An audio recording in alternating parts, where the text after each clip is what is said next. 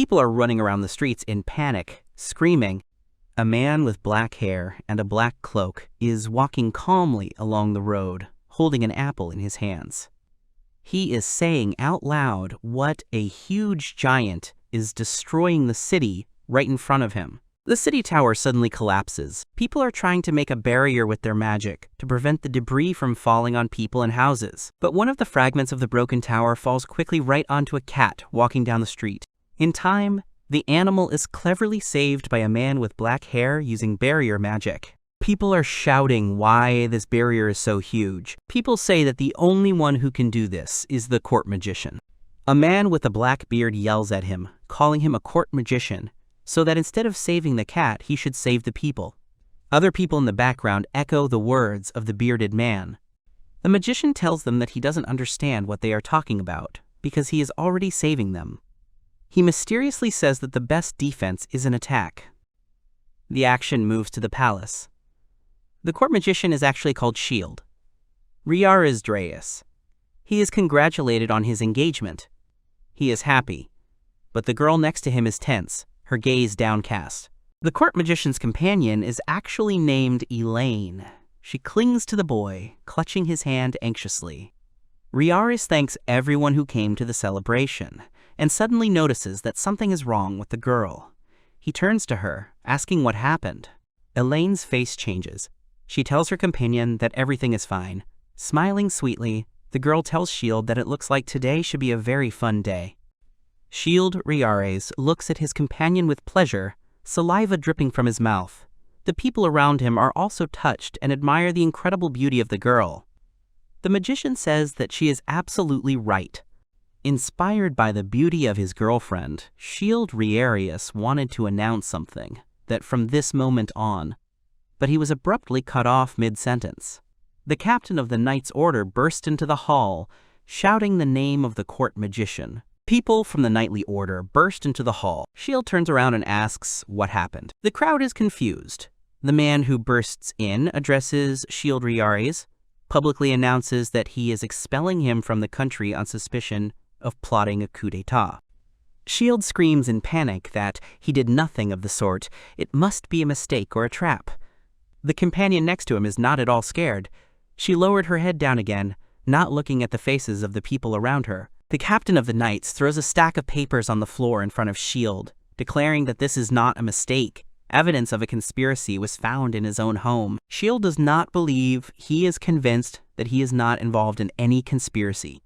The former court magician asks again in whose house the evidence was found, not believing the captain's words.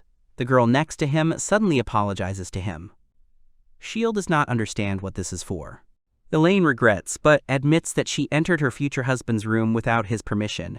The girl justifies this by saying that she was worried about what he does at night, and when she entered the office she found this evidence. The former court magician looks at his companion in surprise. He has absolutely no idea what evidence she is talking about and what she could have found in his office. Standing near the captain of the Knight's Order and his ex-future wife, Shield Reyares looks at their faces anxiously. The girl hides her mad laughter, hiding half her face under her bangs, while the captain looks haughtily straight into the eyes of the court magician. Shield realizes he was set up. He doesn't understand why they did this to him. Sweat breaks out on his face. He's very worried. After all, he is a powerful former court magician. His barrier magic protected the country from invasion by other states and monsters. And now he is simply expelled from the country. She thinks that this is complete absurdity. It can't be. Pulling himself together, Shield asks if the king knows, and after a positive answer, he states that even if the king is involved in this, he has no choice but to simply remain silent. Shield Rez is blown up and heads towards the exit. The panic completely disappears from Shield's face. He confidently heads for the exit, asking if he will be paid severance pay. To which they answer that he is apparently joking. The hero says goodbye and leaves the palace, leaving the crowd in bewilderment. Shield sat in the carriage, looking off into the distance with a sad expression on his face, thinking to himself that he couldn't believe how this had happened. He had done absolutely nothing to make enemies. Recalling how he spent his days, the former court magician admits that he led a dissolute life, but never interfered in politics, and recently, many beautiful and noble ladies sought his favor, which he clearly liked. Reflections on why he was banished and accused of something he did not do greatly drowned Shield's Reyares. He howled that it was so tiring. Why did it happen like this? The hero remembered that people asked him that he had promised to marry a very beautiful girl. He and his ex-girlfriend announced their engagement, and some people began to look at him with particular disdain. Looking at his hand, he clenches his fist tightly. The magician tells himself that he has not done anything bad in his entire life. On the contrary, he has tried to live each day with diligence and dedication to his work. Shield Reyares remembers his childhood, imagining himself as a child. He remembers how he was despised for using low-level magic, and the only thing he knew was barrier magic, but this did not break him. He began to improve his skill to bring it to perfection. As he grew older, the former court mage continued to train and only became stronger in mastering the basic barrier magic.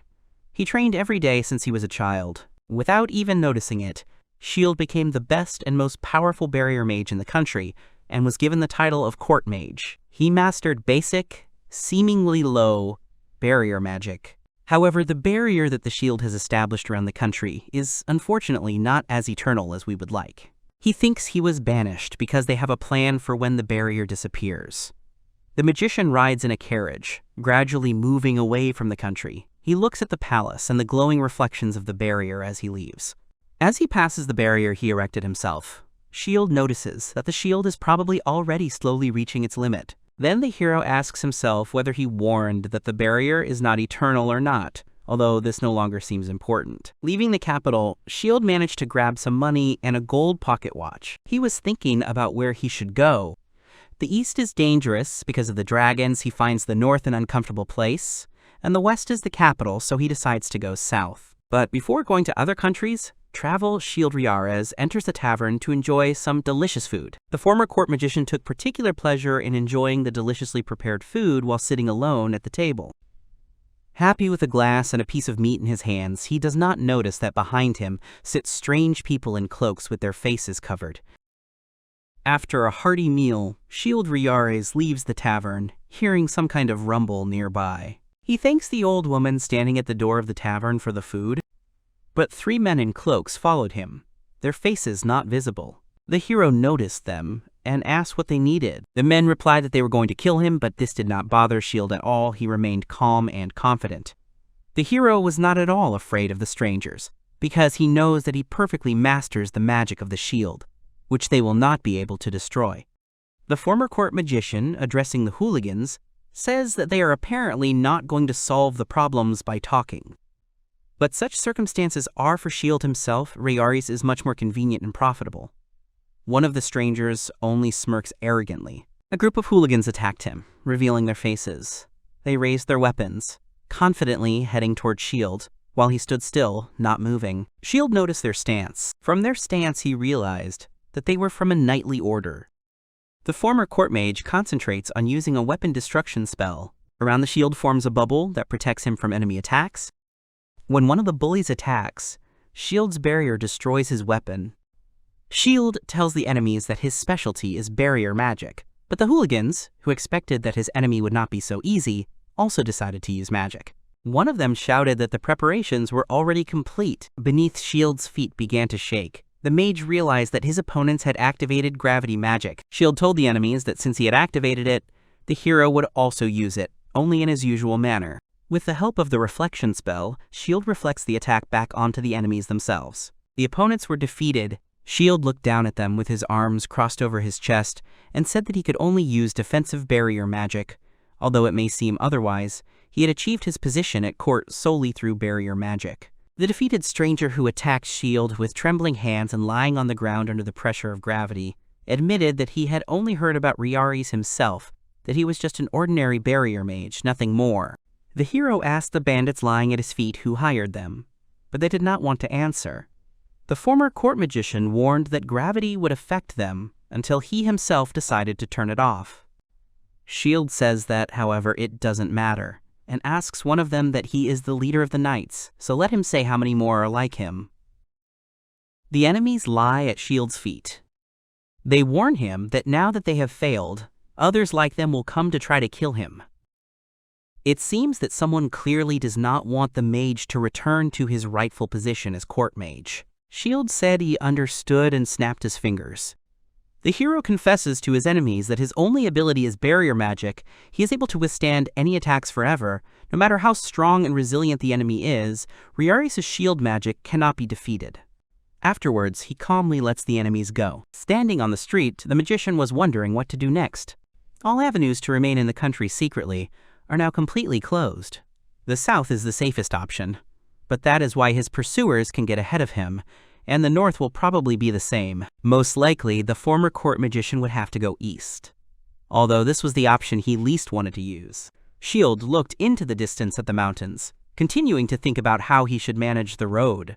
They say that the road is full of insects. Suddenly, Shield yelled into the sky that he swears to the captain of the knightly order that he will get him if even one insect dares to sit on his shoulder. Shield yelled even louder that he will destroy the one responsible for his exile. So much did the magician not want to meet insects on his way. Starting his journey along the road leading east, Shield Reyares made sure that not a single insect landed on him. However, he encountered a couple of insects. At the sight of the small, cute creatures, the magician ran away into the depths of the forest with horror and tears in his eyes, screaming in horror and begging for someone's help. Not paying attention to where he runs, the magician suddenly stumbles upon a huge dragon with horns and fangs in the depths of the forest. For a few moments, they both look at each other as if waiting for the next step of the stranger who suddenly appeared in front of him. Shield sighs lightly, closes his eyes, and tells himself that it's just a dragon. But the ancient creature is offended by Shield's words. Reyares. The dragon asks the hero why he is ignoring him. Shield is confused and does not understand where the voice is coming from. Shield looks at the dragon, who screams that it is his voice. The magician looks at the creature in front of him in confusion. He is amazed that the dragon is actually able to speak human language. He has never seen anything like it before. The dragon, addressing Shield, says that he is Bahamut, a representative of the strongest species. He finds it amusing that the man in front of him does not know who he is, but now the mage has interested the dragon with his ignorance, so the creature decides to eat him. Shield Reyares is frightened by the dragon's words. He smiles awkwardly and asks him not to eat. Sweat appears on the hero's face. She turns slightly, preparing to simply leave. But the dragon takes off with lightning speed and heads straight for the magician with its mouth open, ready to eat him. Shield uses the barrier spell Physical Reflection. The mage deftly gets into position and uses the barrier again, reflecting the dragon's power. The creature, having hit the shield, turns around and its body is thrown away from the former court magician. The hero stands in place, focused on using his magic. The dragon stands up in front of the powerful mage. He is confused that a human could repel his attack. Rocks fly around them, dust rises, and a small ditch forms, creating a path through the forest. The dragon asks the human if his attack was repelled. The enemy cannot believe that the power of a powerful, ancient creature can be repelled by the most ordinary person. However, the dragon flies up, preparing to make another attack and finally eat this strange man. The dragon flies above the magician. Shield uses barrier magic again, Physical Reflection, to reflect the dragon's attack, and it is successful. The creature is thrown far upwards. The former court magician continues to stand in one place, as if nothing happened. Shield Reyares stands perfectly calmly, watching how far the dragon was thrown upward by his physical reflection during the fight. A huge tooth fragment suddenly falls next to the powerful and indifferent magician. The dragon returns to Earth. Blood flows from the dragon's mouth. He is furious and confused as to why such a simple barrier magic can be so powerful that he can destroy it, even though a completely ordinary person stands before him. Shield replies that it is a barrier. It is impossible to break it just like that.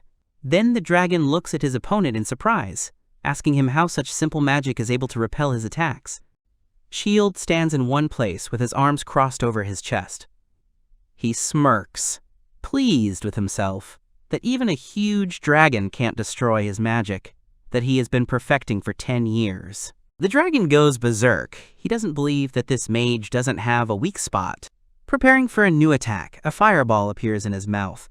Wisps of smoke and energy swirl around him. Shield continues to humbly watch the dragon's behavior, not worrying at all about his safety. Shield, watching the dragon, prepares for another attack. He thinks it's best to keep the barrier ready. He watches the huge creature's behavior with concentration. The dragon lifts its head up, accumulating energy in its mouth. The ball of light sparkles and smokes. Flying up, the dragon suddenly attacks the powerful mage from the sky, directing all its power at the man. Clouds of dust rise around him, blocking Shield's view. But Reyares successfully holds the defense. The dragon's attack does not touch him at all. While holding the defense, the mage notices that the dragon's attack resembles a beam of light, but in fact, this substance reminds him of magma. An interesting new idea comes to the hero's mind. Instead of using physical power reflection, he uses the magic reflection spell. Shield successfully reflects the dragon's magic and incinerates it. The dragon only says his last words, surprised that Shield is an ordinary person. The hero learns that even the most powerful dragon species is quite weak, which only confirms how terrifying their own power is. Shield decides to move further along the ditch that was formed during their battle. The magician thinks to himself that this ditch looks more like the result of a natural disaster than magic. The mage moves closer to the pile of ash that was created after the dragon's magic was reflected. He thinks to himself that the rain of magma that the dragon created was quite powerful, so it is no wonder that the creature itself could not withstand it. Suddenly, a man appears on a black pile of ashes, saying what a mess it is here. A beautiful girl with long blonde hair and horns sat naked on the ground. She addresses the mage, saying that he is very strong. Her fangs and narrow pupils are visible. It turns out that this girl is the dragon Bakhmut. She admits that she hasn't taken human form for a long time. Shield is shocked that the girl in front of him is that huge dragon. But the completely naked appearance embarrasses Shield, and he asks her to put something on. Then Bakhmut declares that people are quite strange in this regard. She completely forgot about it. With a snap of her fingers, a beautiful outfit appeared on her, a dress that exposed her shoulders. And on her lower back, small dragon wings were visible. The former court magician looked at her with special delight. At first, the former court magician admires the beauty of her outfit and her pretty appearance, but then it dawns on him that her outfit is completely unsuitable for a walk in the forest. He asks her if she couldn't have chosen other clothes. The dragon replies that she shouldn't demand too much from her. Shield agrees that it doesn't matter anymore. Then Bakhmut decides to become the magician's companion. She thinks that he looks funny and admits that for the first time, she couldn't eat a person during her entire time in the forest. Shield is not at all against her company. He states that he is already basically bored of traveling alone. At that moment, the dragon says that he should go ahead, she should prepare something, and then she will catch up with him. The magician is puzzled by her reticence. He looks at her sideways from behind. Baring her fangs, she will suddenly attack him from behind, screaming that it is too late. He was too careless. Preparing to bite off a piece of his body with her mouth and grab him with her sharp claws, she madly rushes at the hero. However, there was no surprise. Shield was prepared for such an attack. Trying to bite the guy, her fang breaks on the magician's barrier. He laughs at her, explaining that he always has an invisible barrier, after which he uses magic and throws her to the ground. The girl, sitting on the ground, became upset and began to cry, looking at his back, as he became further and further away from her. The magician did not pay attention to this, continued walking, and simply called her to follow him, to move further into the forest along the path they had dug during the fight. The dragon girl stood up easily, forgetting about her tears, and ran after the former court magician. Shield folded his hands behind his head and declared that he was hungry, continuing to walk forward. Two animals appeared right in front of them, and behind them, the forest was burning because of the Bakhmut fire. Shield looked around the area in confusion as he made his way through the bushes. The dragon looked at him sadly. Then the girl said that this was the wrong road. He had turned aside too quickly.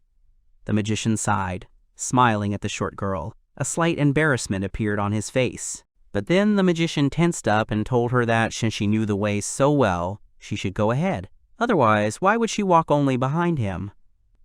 He was a little alarmed that the dragon was trailing behind, as if planning to attack him and eat him again, even knowing that she was unlikely to succeed. The companion's supplies were already running low. The magician's bag contained only 1 apple and bread. Shield was angry at the dragon for eating a week's supply of tasty provisions. He hoped that they were almost to the city, but Bakhmut answered him that they still had a long way to go. However, the dragon then admitted that she ate their supplies not because they were tasty, but because she was curious about what human food tasted like. However, it turned out that she found it much more pleasant to feed on fresh blood than on regular food. Continuing along the road, looking for the city, Shield suddenly declared that the name Bakhmut was too long. Then the dragon suggested that he call her Faye, as she had been called before. Shield appreciated her idea and agreed that it would be simpler. In any case, it made no difference to Faye herself. At the request of the magician, Faye told the magician that they, dragons, do not attack cities because people are not tasty. Besides, people can often fight back, and this is too troublesome for dragons. Shield asked her to hurry up because he wanted to take a bath. Faye said that he was going the wrong way again. The magician turned around and replied that he was joking. The magician noticed that throughout the entire journey, they did not meet any other dragons or their minions. He thinks that Faye is still useful in some way, although she is damn annoying when she watches him, even while he is busy with his own business. The magician looked at Faye from behind. She asked what was the matter. He answered that nothing was the matter. Finally, at the end of the road, leaving the forest, the travelers reached the city of Aigen. There were many happy people walking around the streets, smiling from ear to ear, and there were many food stalls. Faye ordered him to feed her. The sight of a luxurious city inspired the magician to start anew. Second life. He decided that he would become an adventurer and live here happily, carrying out various orders to destroy monsters or help all the citizens of the city. This idea filled all his thoughts. Shield began to think that his new life would begin here, but Shield was unable to complete his first task of destroying small monsters in the cave. With his barrier magic, he is too weak in attack. Faye was surprised that he, a powerful mage, couldn't deal with weaklings. Shield objected. He only uses barrier magic. Having asked Faye to help him, he received a refusal and a remark that he was weak, did not have any knowledge, and did not understand herbs. Shield finally gave up, falling to the ground insignificantly. He decided that he was a terrible adventurer, and his second life was doomed. When the former court magician fell to the ground in despair, a watch fell out of his bag. This watch gave him a great idea. He came to Count Albert for work. He sincerely thanked the Count for the invitation, but as soon as he heard about the request to become a mentor for the Count's daughter, the magician became confused. Faye told him he was acting strange. Shield replied that survival was more important to him. They say that Count Albert's daughter is a genius magician, but Shield is not sure that he can become her mentor, since he only knows barrier magic perfectly. Shield doesn't know what he can teach the Count's daughter. But Faye wasn't listening. She was staring straight ahead. Shield asked what she was staring at. The Count led the travelers to the table. Shield and Faye's brains shut down at the sight of food. The heroes stared at the food. The mage said they had to eat it all. Faye replied that her decision to follow him had finally paid off. The travelers, like wild animals, pounced on the food. Shield devoured the food greedily. The heroes ate and paid absolutely no attention to the Count's questions. The former court magician mentally replies to Count Albert that he has no time to worry about etiquette, since he is currently dying of hunger. A beautiful, stately girl with blonde hair enters the room. She looks at Shield with disdain. The mage, in turn, notices the surprising amount of magic emanating from the girl. After Shield saw that the young Count's daughter possessed a large amount of powerful magic, the former court magician panicked and decided that he needed to eat his fill before he was fired. After the meal, Count Albert invites the heroes to his office. Shield thinks that the time has come for his dismissal. The Count introduces his daughter to her future mentors, saying that they are court magicians from the kingdom of Helena. The Count continues to say that people have come to discover her talent. The Count's daughter thanks her father for the opportunity to study with powerful people. Tears welled up in her eyes. The girl seems to Shield quite nice and diligent.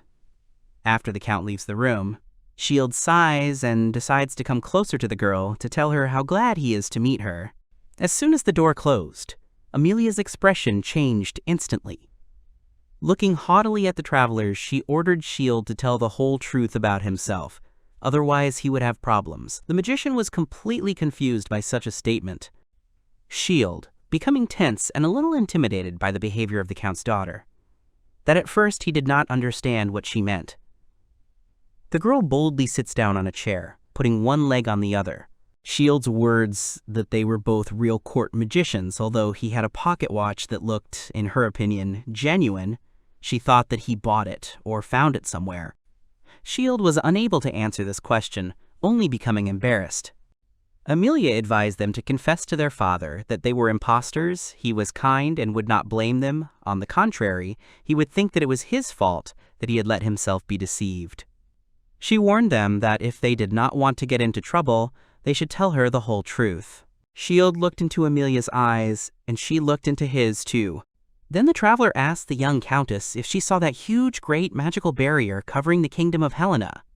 To which the girl replied, of course, because the whole continent knows about it. Shield was slightly embarrassed by Amelia's statement that this barrier was known to the entire continent. She asked why he was suddenly embarrassed. He answered the countess that it was he who erected the barrier. Shield stated that he was the one who created this magical barrier. The girl suddenly became offended. She admitted that she deeply respected Helen's court magicians and would not allow him to call herself one of them. She threatened him that he would regret it if he said something like that again. Amelia said that she would one day become a court mage too. Shield noticed that she had the same aura as the court mages and repeated that he was one of those 10. The magician repeated once again that it was he who created that famous barrier, but he was expelled as soon as he became a political liability. The countess did not believe that the country could so easily expel its hero. On the contrary, he should be honored and respected. Shield said that it was true and he was really expelled. The young count's daughter stood up from her chair and, without looking at the travelers, ordered them to get out of the house. Talking to him really irritates her. To which Shield replies that he came here in search of work, he needs income, and this is the ideal option. Shield glanced sideways at Faye, demanding confirmation of his words. But Bakhmut only answered why she had to say anything to convince this grumpy girl. Reyares replied that she only spoke like that after she had eaten her fill. Putting on snow-white gloves, Amelia confesses to the two travelers that she had no intention of taking lessons from the mage anyway. She ordered him to at least not interfere and stand silently in the corner while she practiced. Shield thought to himself that at least he would keep an eye on this young daughter of Count Albert. For now, that was the only thing he could do. The young countess went out into the courtyard, and the travelers followed her. In the courtyard, Shield saw a magic doll that was very worn out. He concluded that the girl was serious about becoming a court magician, which amazed him. The young countess began to cast spells. Magic balls with different elements appeared around her: fire, air, earth, and water. The former court mage had identified her specialization as attack magic. The girl concentrated, closing her eyes. The girl easily attacked the magic dummy with 4 elements. Shield carefully watched her every move. To his surprise, she even knew how to use auxiliary strengthening magic to make the blow even faster and stronger. Amelia broke the magic doll with her attack magic, and the mannequin's arm fell off. Watching this, Shield was deeply impressed by the power of the young sorceress. Such control and diversity made her on the level of a high mage. The countess created another ball of energy in her hands. She concentrated the magic in one place and said out loud that she still needed more practice. Reyares' Shield looked at the young sorceress with admiration. When she finished training, he clapped her and said that it was incredible. Amelia paid no attention to him, standing with her eyes closed and breathing heavily. A moment later, she turned to him, adjusting her battle doll, and ordered him not to talk to her. She looked at him with eyes of contempt and disgust. The former court mage didn't pay attention to her order. He watched her adjust the combat training doll and asked her if these dummies were so worn out, then she only trained on them. Then a great idea popped into his head. The mage concluded out loud that the young sorceress clearly lacked combat experience. He ordered her to come forward. As her mentor, he was going to train her in a real fight. Amelia told him if he could definitely handle this task, since the other mentors had fled. Shield Reyares just smiled sweetly and told her to stop teasing her. He himself would show her what it meant to be a real court magician. His proposal interested the young daughter of Count Albert. She turned to face him, pointed her finger at him, and ordered that she had now used up all her magic, so in order not to kill him, they must fight hand to hand. Shield was dumbfounded by such a proposal. He asked her again, surprised that she wanted to fight hand to hand. The young, fragile-looking sorceress confidently cracked her fingers in her fist, preparing to seriously arm-wrestle the former court magician. The Count's daughter noticed the tension in the former court magician's face and decided to ask him if court magicians weren't supposed to have martial arts.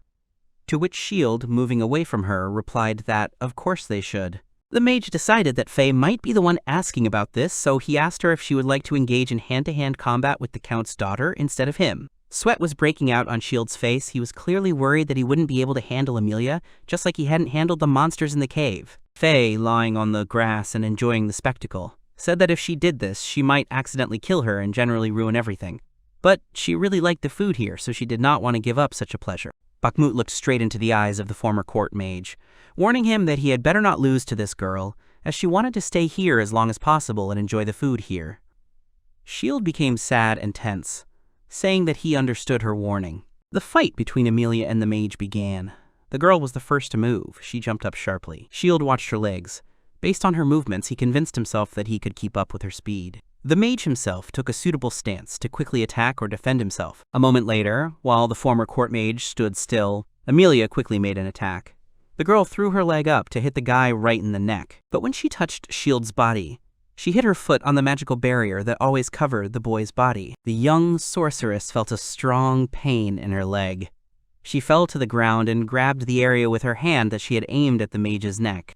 Amelia looked at him and said loudly that he was quite strong, but the young sorceress decided not to stop there. She stood up from the ground, hissing because of the pain in her leg, and, shouting that she would hit him again, she clenched her hand into a fist and pointed it straight at the former court magician, with full confidence that this time she would be able to hit him. Shield immediately realized that she was aiming for his face, so he quickly crossed his arms in front of him to protect himself from the blow. But Amelia, watching his movements, realized that he had successfully fallen for her trick. She made a feint, in fact aiming for the mage's stomach.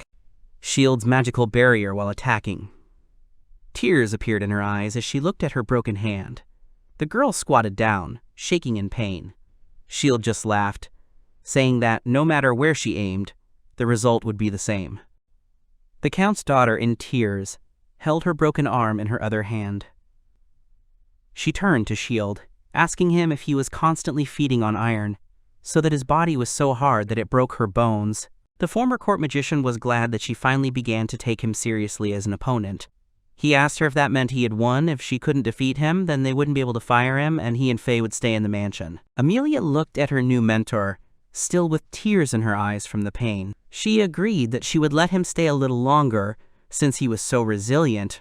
Her spells would not be able to kill him so easily. The delighted former court magician ran up to Faye, who had been lying on the grass all this time. She shouted that they could stay longer in the mansion. They finally had a place to live and food. Disappointed in herself, the Countess turned away from the travelers, her arm still hurting.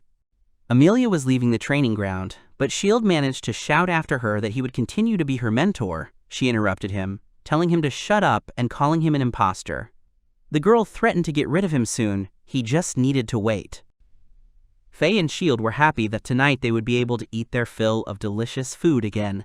The young daughter of the Count quietly walked away from them. When the magician woke up, the servants told him that Amelia had fallen ill and was now lying in her chambers. He did not believe the servants' words and declared that until he was convinced of this himself, he would not listen to what they told him. Shield headed to the Countess's chambers. Throwing open the door to the girl's bedroom, the former court magician called Amelia, but saw the girl lying on the bed with her eyes closed. Her face was flushed from the fever, and there was a terrible bruise on her right hand.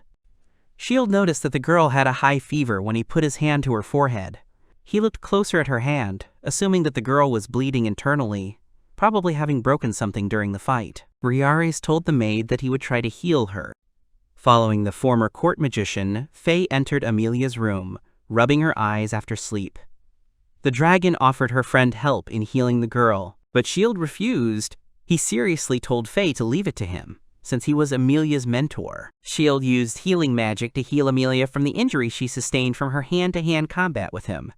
He concentrated seriously as he stood over her. Upon learning that Amelia had recovered from her wounds, Shield and Faye decided to bring the Countess some food to her chambers.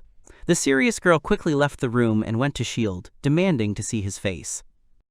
As the young sorceress left the room, she came face to face with the magician who had healed her. She looked at them, deep in thought, and a tear rolled down her face. After some time, Amelia and Shield met again in the hallway of the mansion.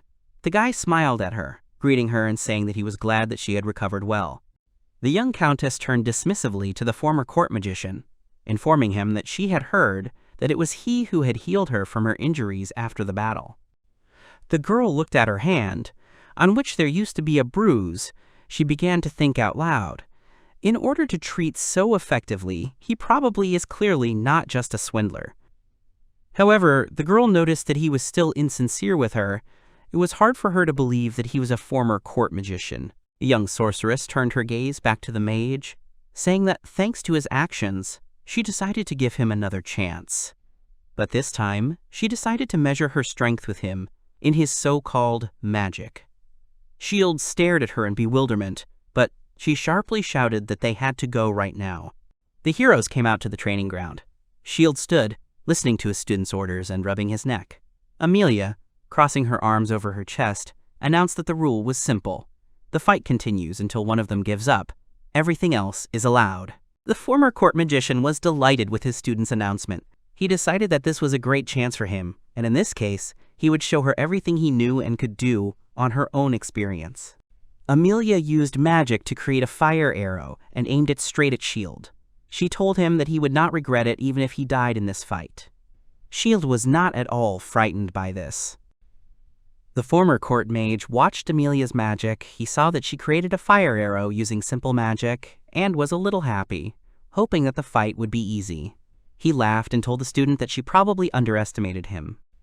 But at that very moment, thousands of the same fiery arrows appeared around the young sorceress, directed towards the powerful magician.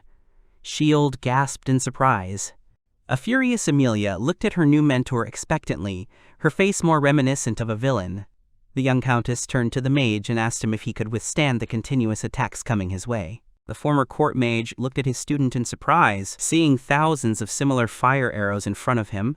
He thought to himself that it didn't even take her 3 seconds to activate them all. The barrier mage, confident in his powers, began to cast his defense. The thought crossed his mind that he should be a little more serious about this girl, but in any case, try not to cause her any harm. The mage focused on his spell, standing still as thousands of Amelia's fiery arrows flew at him, creating a shield that absorbed the magic. Every arrow that touched his barrier instantly disappeared due to his spell. The young sorceress, who had been certain a moment before that her attack would be able to harm the master, exclaimed in surprise as she watched each of the arrows disappear as soon as they touched the magical barrier. She did not understand what kind of magic this was, but at that very moment, the girl had a new plan. If so, then she would direct a strong stream of air at him using elemental magic. She didn't care even if she harmed him. However, this attack also disappeared after touching the magician. Shield himself stood in one place, practically motionless, his face expressing no emotion. The young sorceress was furious. She was angry because none of her attacks penetrated the magical barrier that her mentor had built. Her hair was disheveled. She cast another water spell and shouted at him. Rings of water formed around her wrist. She aimed an elemental spell at the mage, who was still standing motionless. He didn't react to her at all. Huge waves of furious water rose around the mage, but he just stood there. Shield, behind his magical barrier, came up with a new plan while observing what techniques and attacks his rival was using. He said out loud that it would be dangerous if her attack actually hit its target. The wizard's eyes sparkled. He looked ahead with a grin and thanked Amelia for the treat, absorbing all of his new student's magic with a barrier spell. When all of the girl's attacks were repelled, the former court magician, mocking her, asked what she was going to do next. Suddenly, the entire sky above him was covered with clouds, while earlier the bright sun was shining in the courtyard of the mansion.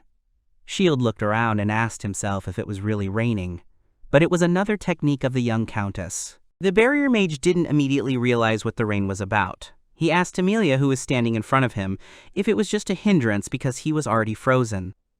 The girl was standing with her eyes closed, shaking her hands at that moment. However, the girl easily answered him that it was ice magic. Shield looked at his legs. They were covered in a thick layer of ice, preventing him from moving. The magician exclaimed that this couldn't be happening. He couldn't move even slightly. The ice completely covered his feet. The young sorceress extended her hand forward and exclaimed, creating a new spell, an ice gust.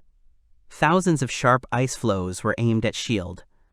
Amelia, delighted that she had almost defeated her mentor, suggested that he surrender himself. The sudden flow of ice flows aimed at the court magician did not take him by surprise, but rather excited his interest in Amelia's magic.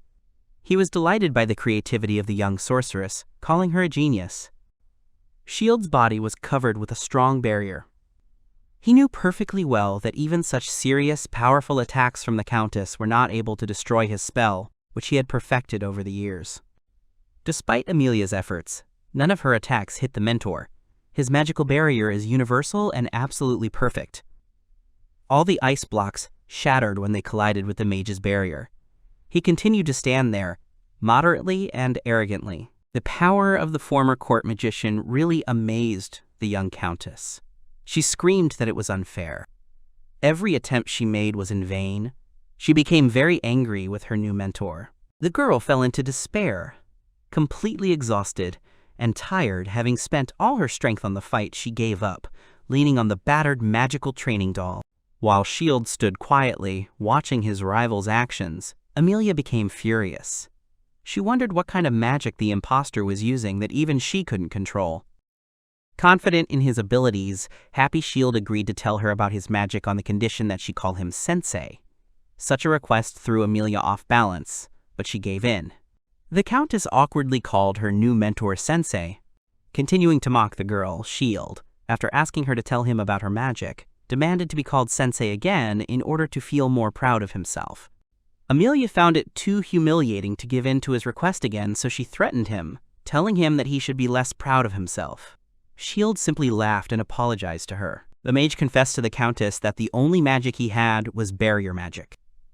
Amelia became very irritated after his words. She found it ridiculous that such a powerful wizard could use the most basic magic and at the same time reflect any of her attacks. Shield repeated to her that although he could only use barrier magic, it was because of his excellence in this magic that he became a court mage and built a huge magical barrier, which, as she herself stated, the entire continent knew about. Only now does Amelia realize how wrong she was about her new mentor. She can't believe that it is he, Shield. Reyares is indeed the very same legendary Shield, one of the top 10 court magicians of Helen. Moreover, Amelia could not believe that the country had actually exiled its legendary hero. The girl's words sounded like a blow to the street for Shield, because he himself did not understand how this could happen to him. After asking Reyares if he was really a great Shield and hearing a positive answer from him, the girl still couldn't come to her senses. She screamed and ran away in the opposite direction from the magician. Shield didn't understand what kind of strange reaction the girl had. Sometime later, when Shield and Faye were quietly having dinner, Amelia quietly peeped at him from behind the door, afraid to come closer. This attention irritated Faye, but the magician answered her that it frightened him. But he was trying to ignore her. All arrogance disappeared from the Countess's face. She was happy that he really was one of her idols. She bowed to the magician, lowering her head onto the dining table. Amelia felt ashamed of her behavior, that she considered him an imposter and did not want to believe in the power of his magic. She admitted to the mentor that her arrogant personality was not real, but he himself understood perfectly well that now her manner was feigned. The Countess burst into tears and wanted to run away so as not to be disgraced in front of her idol, but the magician grabbed her by the collar of her dress and said that everything was fine, offering her to just eat. During the meal, Amelia glanced awkwardly at Faye and Shield. The Countess allowed herself to ask what the relationship was between the Great Shield and his companion, with whom he had come to Count Albert's palace. Faye ignored the girl's question, but Shield answered himself, telling how he met a dragon in the forest that tried to eat him, won the battle, repelling all of her attacks, and in the end she simply began to follow him. Amelia was initially stunned to find that a real dragon in human form was sitting next to her. N.O. Faye gave her real name in a friendly manner and extended her hand, saying that it was a pleasure to meet her. The girl did not doubt the magician's words. Only now did Faye suddenly remember that they had not yet chosen the next leader of the dragon forest. If they did not, the dragons might attack the city. Shield asked menacingly, how could they forget such an important detail? The mage decided that since it was because of him that Faye followed him, they had no choice but to deal with it. Bakhmut supported him, saying that they should appoint a leader before they set out on their journey. Only Amelia objected. The heroes asked the girl why. The worried countess noted that dragons are creatures of incredible power. If S.H.I.E.L.D. does something wrong, it could lead to a war similar to the one that happened 300 years ago and engulfed the entire world. The travelers replied that everything would be fine. Just entering the forest, the heroes met a huge dragon. S.H.I.E.L.D. and Faye were completely calm. Only Amelia looked at the creature with eyes full of horror. Unlike the other heroes, she saw a dragon in front of her for the first time. Faye looked boldly into the dragon's eyes. She addressed him as Nidhogg, the black dragon, and she ordered that he would be the one to inherit the leadership. He should not harm people, otherwise the war that Amelia mentioned would start. But the black dragon did not want to listen to the fairy's orders. He continued to snap and growl. Then the girl turned back into a dragon to confront her kinsman. Two huge figures of creatures ready to fight frightened the countess. S.H.I.E.L.D. picked up Amelia and walked away from the dragons a little. The girl was worried about Faye. She thought it was dangerous to leave her alone with him. To which the magician calmly replied that he would prefer to see the young sorceress fighting these creatures, because a court magician should be able to do at least that. The dragons began to fight. The boy watched the fighting dragons from afar. They soared into the sky, scratched and directed light beams at each other. The mage was clearly worried about something. His face became noticeably more serious. He put Amelia on the ground. She looked at him in bewilderment, calling him a great shield. The mage ignored her and began to cast a spell on the barrier. The ordinary basic spell that S.H.I.E.L.D. had mastered to perfection seemed like a great miracle in Amelia's eyes. She watched as he cast a spell, as a huge, strong protective barrier appeared around him. Although, for the magician himself, such a spell was a common thing. The dragons continued to fight stubbornly, clashing with their claws and destroying everything in their path. They flew high above the city, not paying attention to the fact that they could hit people or destroy the city. Amelia and S.H.I.E.L.D. watched the creatures from below.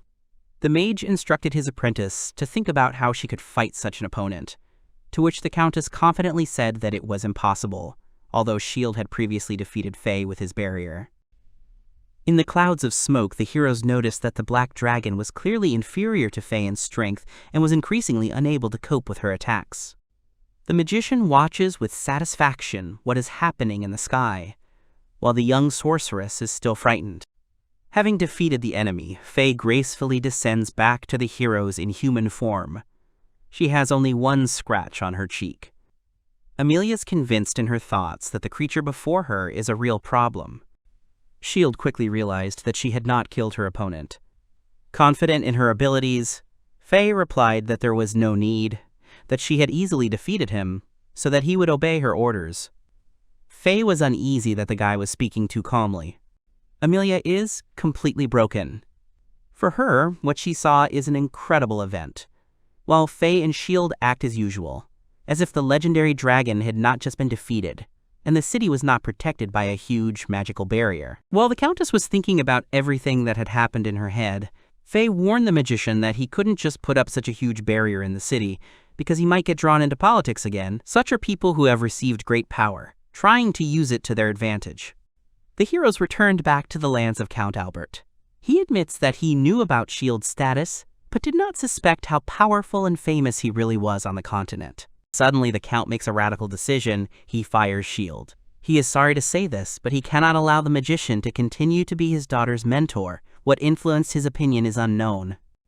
S.H.I.E.L.D. Reyares stood up abruptly from his seat and shouted angrily at the Count across from him. He couldn't believe he had been so easily deprived of his job as a tutor. Faye sat silently, but her expression showed disappointment. The Count explained his decision based on the mage's powerful abilities. He was able to change the balance of power on the entire continent. If S.H.I.E.L.D. remained, it could lead to destabilization of relations with neighboring countries. That's how serious things were. The mage thinks that the Count's words make little sense, because why would the country banish a man who can single-handedly create a protective barrier for the entire country? S.H.I.E.L.D. suspects that perhaps they have a secret plan, because of which they no longer need the mage.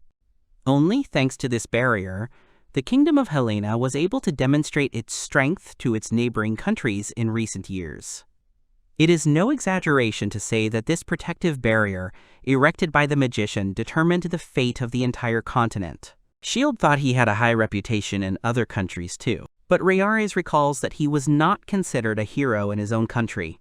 People whispered that his ability to create magical barriers was a given, and many opposed his appointment as court mage. Count Albert is very upset after Shield's monologue. The man considers it absurd, as if the people of Helena who call themselves a great nation are completely blind and do not see the talent in the great magician. Count Albert took a pause, pulling himself together.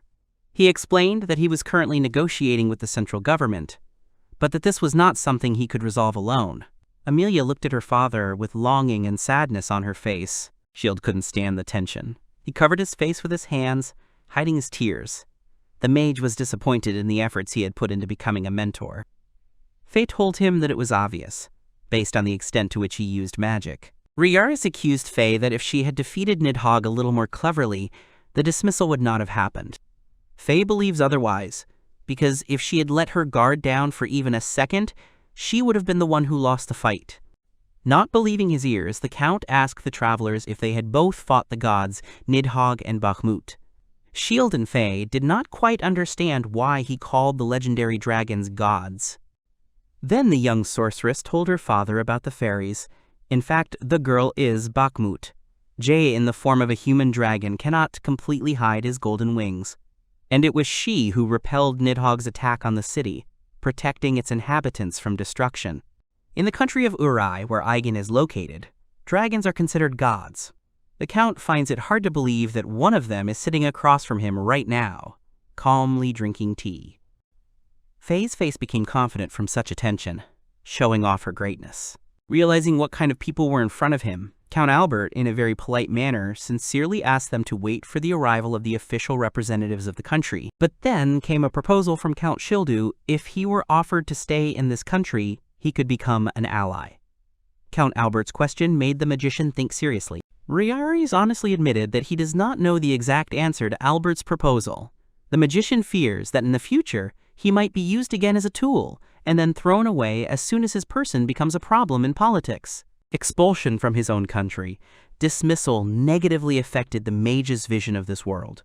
He wonders if there is no good way to live, if there is a way to live freely. A variety of delicious, juicy dishes were served at the table, interrupting the former court mage's train of thought.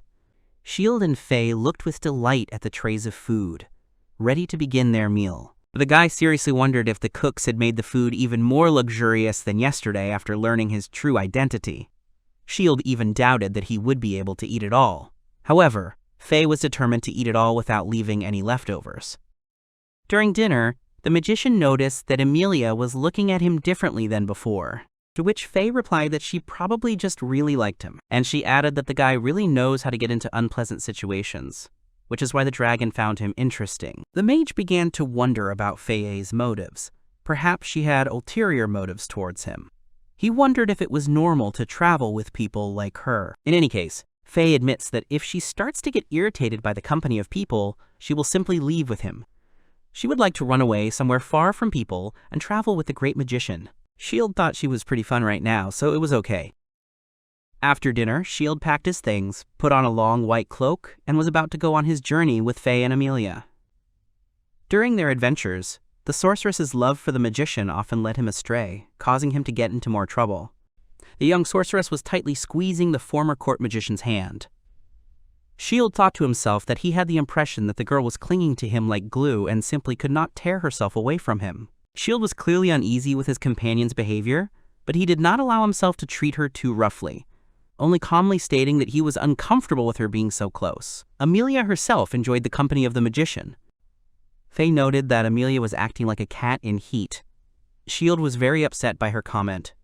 The magician just wanted to walk the streets of the Dragon Country City with two beauties, but for some reason he is not happy with the current situation. He can only hope that nothing strange will happen during this day. Suddenly the magician saw a silhouette of an unknown person standing on the roof of the house. The travelers had difficulty making out the face because of the sun, which blinded their eyes. The unknown person, turning to Shield, said that he was exactly as people described him. The stranger had ears on his head like a fox. The unfamiliar creature's left ear suddenly twitched, listening to Shield scream. The stranger introduced herself. It was a certain Mirel who declared that she was a swordsman who deserved the title of Holy Sword in the country of beastmen, Reyares. She watched his reaction from the roof, and at the end of her speech, she added that she was glad to meet him. Shield turned to her, watching her movements carefully, asking what he owed to her visit. Mirel calmly replied that she had received intelligence information that Shield Reyares was expelled from his country. Mirel jumped off the roof, heading towards the heroes. On the Queen's orders, she had come here in haste to receive Shield as an honored guest. This was the reason she had come to another country. The mage was very surprised by her wording, honored guest. The beast woman offered to take Shield with her to her home country, Reyares. Since this was the Queen's order, she admitted that she intended to take the mage even if she had to use force. But for now, she was only politely asking him to come with her. Mirel's offer made the magician abstract himself for a second and think about her offer more seriously, because he didn't care where to go if there was a stable job with good pay, but he had a bad feeling. After thinking over his answer, Shield confidently announced to the stranger that he was asking for forgiveness, but that he would no longer allow others to decide how he would live. This was his final answer. Mirel warned that she would unfortunately have to take the famous wizard by force, so, taking the weapon from behind her back, she replied that in that case, when he woke up, he would already be in the land of the beastmen, Reyares. The woman suddenly lunged at Shield with a heavy sword, jumping up to close the distance between them. The weapon appeared right in front of Reyares' eyes. He was startled for a moment, but was already ready to use the barrier magic. When she hit the mage's shield, Mirel bounced back several meters, and her weapon was thrown away. She didn't have time to realize how the wizard had so quickly parried her attack. All confidence disappeared from her face. Shield was wary in his mind, since usually after his spell to destroy a weapon it would break in half, but her sword was only thrown a little further along with her opponent. Mirel admitted that his magic was quite interesting, but her sword was forged by the best blacksmith in the Beastman country, so breaking it would not be as easy as Shield expected. Then she pounced on Reyares again, attacking him with her bulky sword right at the buckle. But the mage calmly blocked this attack too, although sweat and some excitement appeared on his face. Shield's ability to use barrier magic, but she was not inferior to him in tenacity, continuing to use new attack tactics to finally reach his weak point and attack. This time, the woman disappeared. The former court magician, after thinking it over, decided to set up a magical barrier over a larger area to prevent the beast woman from attacking. The mage felt movement, but Mirel's attack had not yet begun. He stood there, waiting for her to attack him. Very close, Shield felt the energy of a woman moving at lightning speed somewhere behind him. He successfully anticipated his opponent's attack by making a round shield, preventing her from attacking. The mage smiled arrogantly, rejoicing at his combat skills, honed to perfection. Another attack by the sorcerer barrier, physical reflection threw the opponent back but did not knock her off her feet. She was able to hold on without losing her balance. Shield continued to haughtily observe the behavior of his opponent. Mirel, covered in bruises and clearly tired from the fight, was still on her feet. The mage looked at the woman in surprise, exclaiming what incredible endurance she had. The beastman spat blood onto the ground. The opponent easily guessed what the essence of this magical barrier was, the power of her own sword turned against her. Shield confirmed her words. Her sword would hardly reach him in any case. The guy's calm suddenly turned into panic. With tears in his eyes, looking at the beaten Mirel, he screamed, was she really ready to take him dead? When before that she declared that he was an honored guest. The clever rival answered him that if he could not defend himself, then he was not the one her country needed. Shield assessed her as reasonable, fair. He laughed, determining that in such a case, the strongest should survive. With eyes full of rage and excitement, Mirel declared that she still had the strength to continue fighting. She gripped her sword tighter and attacked the former court mage again. Her speed was astonishing. She was so fast that Reyares could barely see her, and even though she had suffered a lot of injuries, her mobility was still not reduced. But until she could break the protective barrier, she would not win. No matter where Mirel attacks from, how well trained she is, or how fast she moves, it is useless. None of her attacks will penetrate the mage's magical barrier. She persistently tries to break through the shield and delivers the final blow with her sword. Having struck the wizard's protective barrier with her sword, she was thrown back several meters again, only now the injuries were even more significant, and Morel was unable to stay on her feet. Her opponent landed on the ground. Shield noted that her attack was quite good. The girl admitted that she had completely lost the fight, her opponent was too strong. Even she, the Saint of the Sword, could not reach him, although she has enough strength and endurance to fight seriously with such a mage. Her last attack left her clothes badly torn. Shield was indignant, telling her that she needed to cover up. The magician gave her his cloak. Morel, despite her defeat, was obliged to carry out her queen's order to bring Shield back with her. She must, at all costs, return the barrier magic to her home country of the Beastmen. Faye and Amelia, who were standing nearby, finally approached Shield. Apparently it was all over, the girls thought. The Beast Woman said that she would stay in the city for a few days to rest and find a way to recruit Reyares. Shield is upset that he keeps getting into weird situations. He starts to feel like he's doing something bad. Faye and Amelia interrupted his thoughts, suggesting to go get something to eat.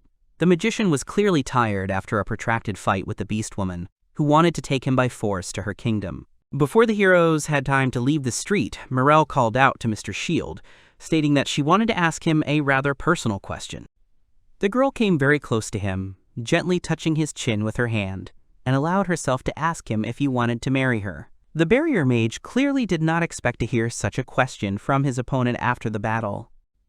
Morel's question seemed strange not only to the magician, but also to his companions. The girls looked back at the Beast Woman with fury. The magician exclaimed at her question. Shield was frightened, jumping away from Morel as far as possible. It turns out that the Beast Girl's greatest dream is to marry a man beyond her sword's reach. She sincerely asks Reyares to marry her and go together to the land of the Beastmen, Reyares. But the magician is horrified. He thought that their relationship was based only on the desire to kill each other. He refused Morel's offer to become her husband. For Shield, she loudly declares to everyone that the master belongs to her from the very beginning. She is more to his taste. Morel replies that she has a better chance of being liked by the magician. They decide to also ask Faye's opinion, addressing her as inhuman, asking if she also wants to stay close to Shield. Reyares. The dragon found this question quite amusing. In response, Morel Faye calmly states that she would just like to eat him.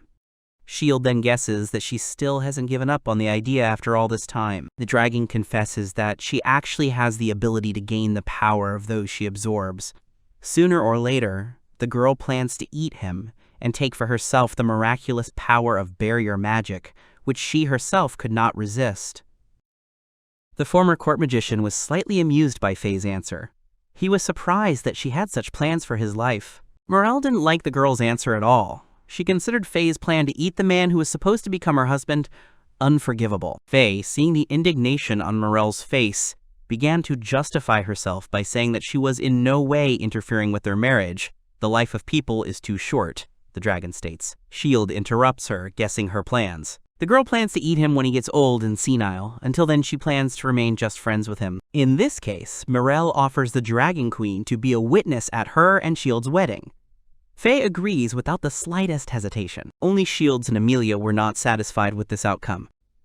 The magician was indignant that they were shaking hands, as if he had no right to decide his own fate. Amelia screamed that she would not give up her master. A voice came out of nowhere and said that it wanted to contribute to this funny story. A certain girl standing behind the heroes added that she had doubts when she heard about Shield's expulsion. Reyares from the kingdom of Helena. A beautiful lady appeared not far from the heroes. Faye immediately recognized her. She is a spatial movement mage. It is very rare to meet her. The girl introduced herself as Gabrielle Perrellet. She is a representative of Minot and has arrived to invite them to Minot. Shield noted to himself that it was as if he had heard something similar recently, as if he had experienced déjà vu. Without thinking, the magician announced to the girl that he was not going to go anywhere for some time. Shield's statement upset the spatial movement magician quite a bit. Gabrielle bowed, asked to forgive her, but said clearly and confidently that although she liked stubborn people, nevertheless, her mission was to take the magician with her. She only had time to say that she was very good at this mission when she immediately disappeared into thin air, frightening all the heroes except the fairies. Suddenly, a woman's hand with long nails grabbed Shilda by the shoulder, trying to drag him along with her into the darkness. But Gabrielle, like everyone else, was confronted with a barrier in the form of a magical barrier that prevented her from touching the shield. She did not understand whether it was a wall or a reflection. She did not see any barrier in front of her at all. Gabrielle realized that she would not be able to take the famous and coveted former court magician with her just like that. Faye watched the actions of the spatial movement mage. Calmly, but as if warning, the girl said that something really big was brewing now. Gabrielle flew into the air. A huge hole in space appeared in the sky, and a giant's foot emerged from it, intending to crush the entire city. Shield stood there, confused, trying to figure out what to do next and where this woman came from, in front of Shield, resembling a man, but with fangs and legs. Gabrielle sat on his shoulder, smiling maliciously. She shouted at the mage that she would take him by force. In his hands, the creature held a stone club, preparing to attack. The giant did not fit on the narrow city street. It seemed that any step or wrong move of his would destroy the city into pieces. Gabrielle, sitting on the monster's shoulder, tried to do so as not to cause damage to the city, but she understood perfectly well that it would be difficult. Shield was outraged that the girl, having summoned a huge monster from a spatial hole, allowed herself to think and worry about the state of the city, fearing to harm the city's infrastructure or living people. However, the girl cleverly answers the magician that now that it has come to using power, some injuries remain inevitable. While simultaneously mocking Shield and enjoying her power, she asks the mage to simply not die during their battle. The giant crosses his arms and throws a punch straight at Reyares, sending dust flying around. He thinks that he has easily grabbed the powerful magician with his hands and tries not to unclasp the lock from his hands. Gabrielle, confident in her power, thinks that Shield won't be able to pull off such a blow. However, a moment later, she realizes that something is wrong. Shield, as if nothing had happened, climbs out from under the rubble in the giant's hands. He is unscathed, as a strong barrier has formed around him. He turns to the sorceress, saying that she scared him and asking again if she said anything. Gabrielle decides she should try another attack. Sweat is beading on her face. She is clearly tense. The giant disappears, and a huge lump of earth appears in the sky instead. The girl asks them to keep her company for a little while longer. She is going to throw this mountain right at the magician, hoping that it will destroy his magical barrier. Shield grins that the mountain used to be much bigger, but the girl tells him that it is stupid to believe only in what he sees in front of him. Everything that his eyes convey is only a part. The tip of an iceberg that will soon fall on him from the sky. A huge piece of land, more like a whole mountain, was moving straight towards the city, spilling some pieces of stones and earth onto the road.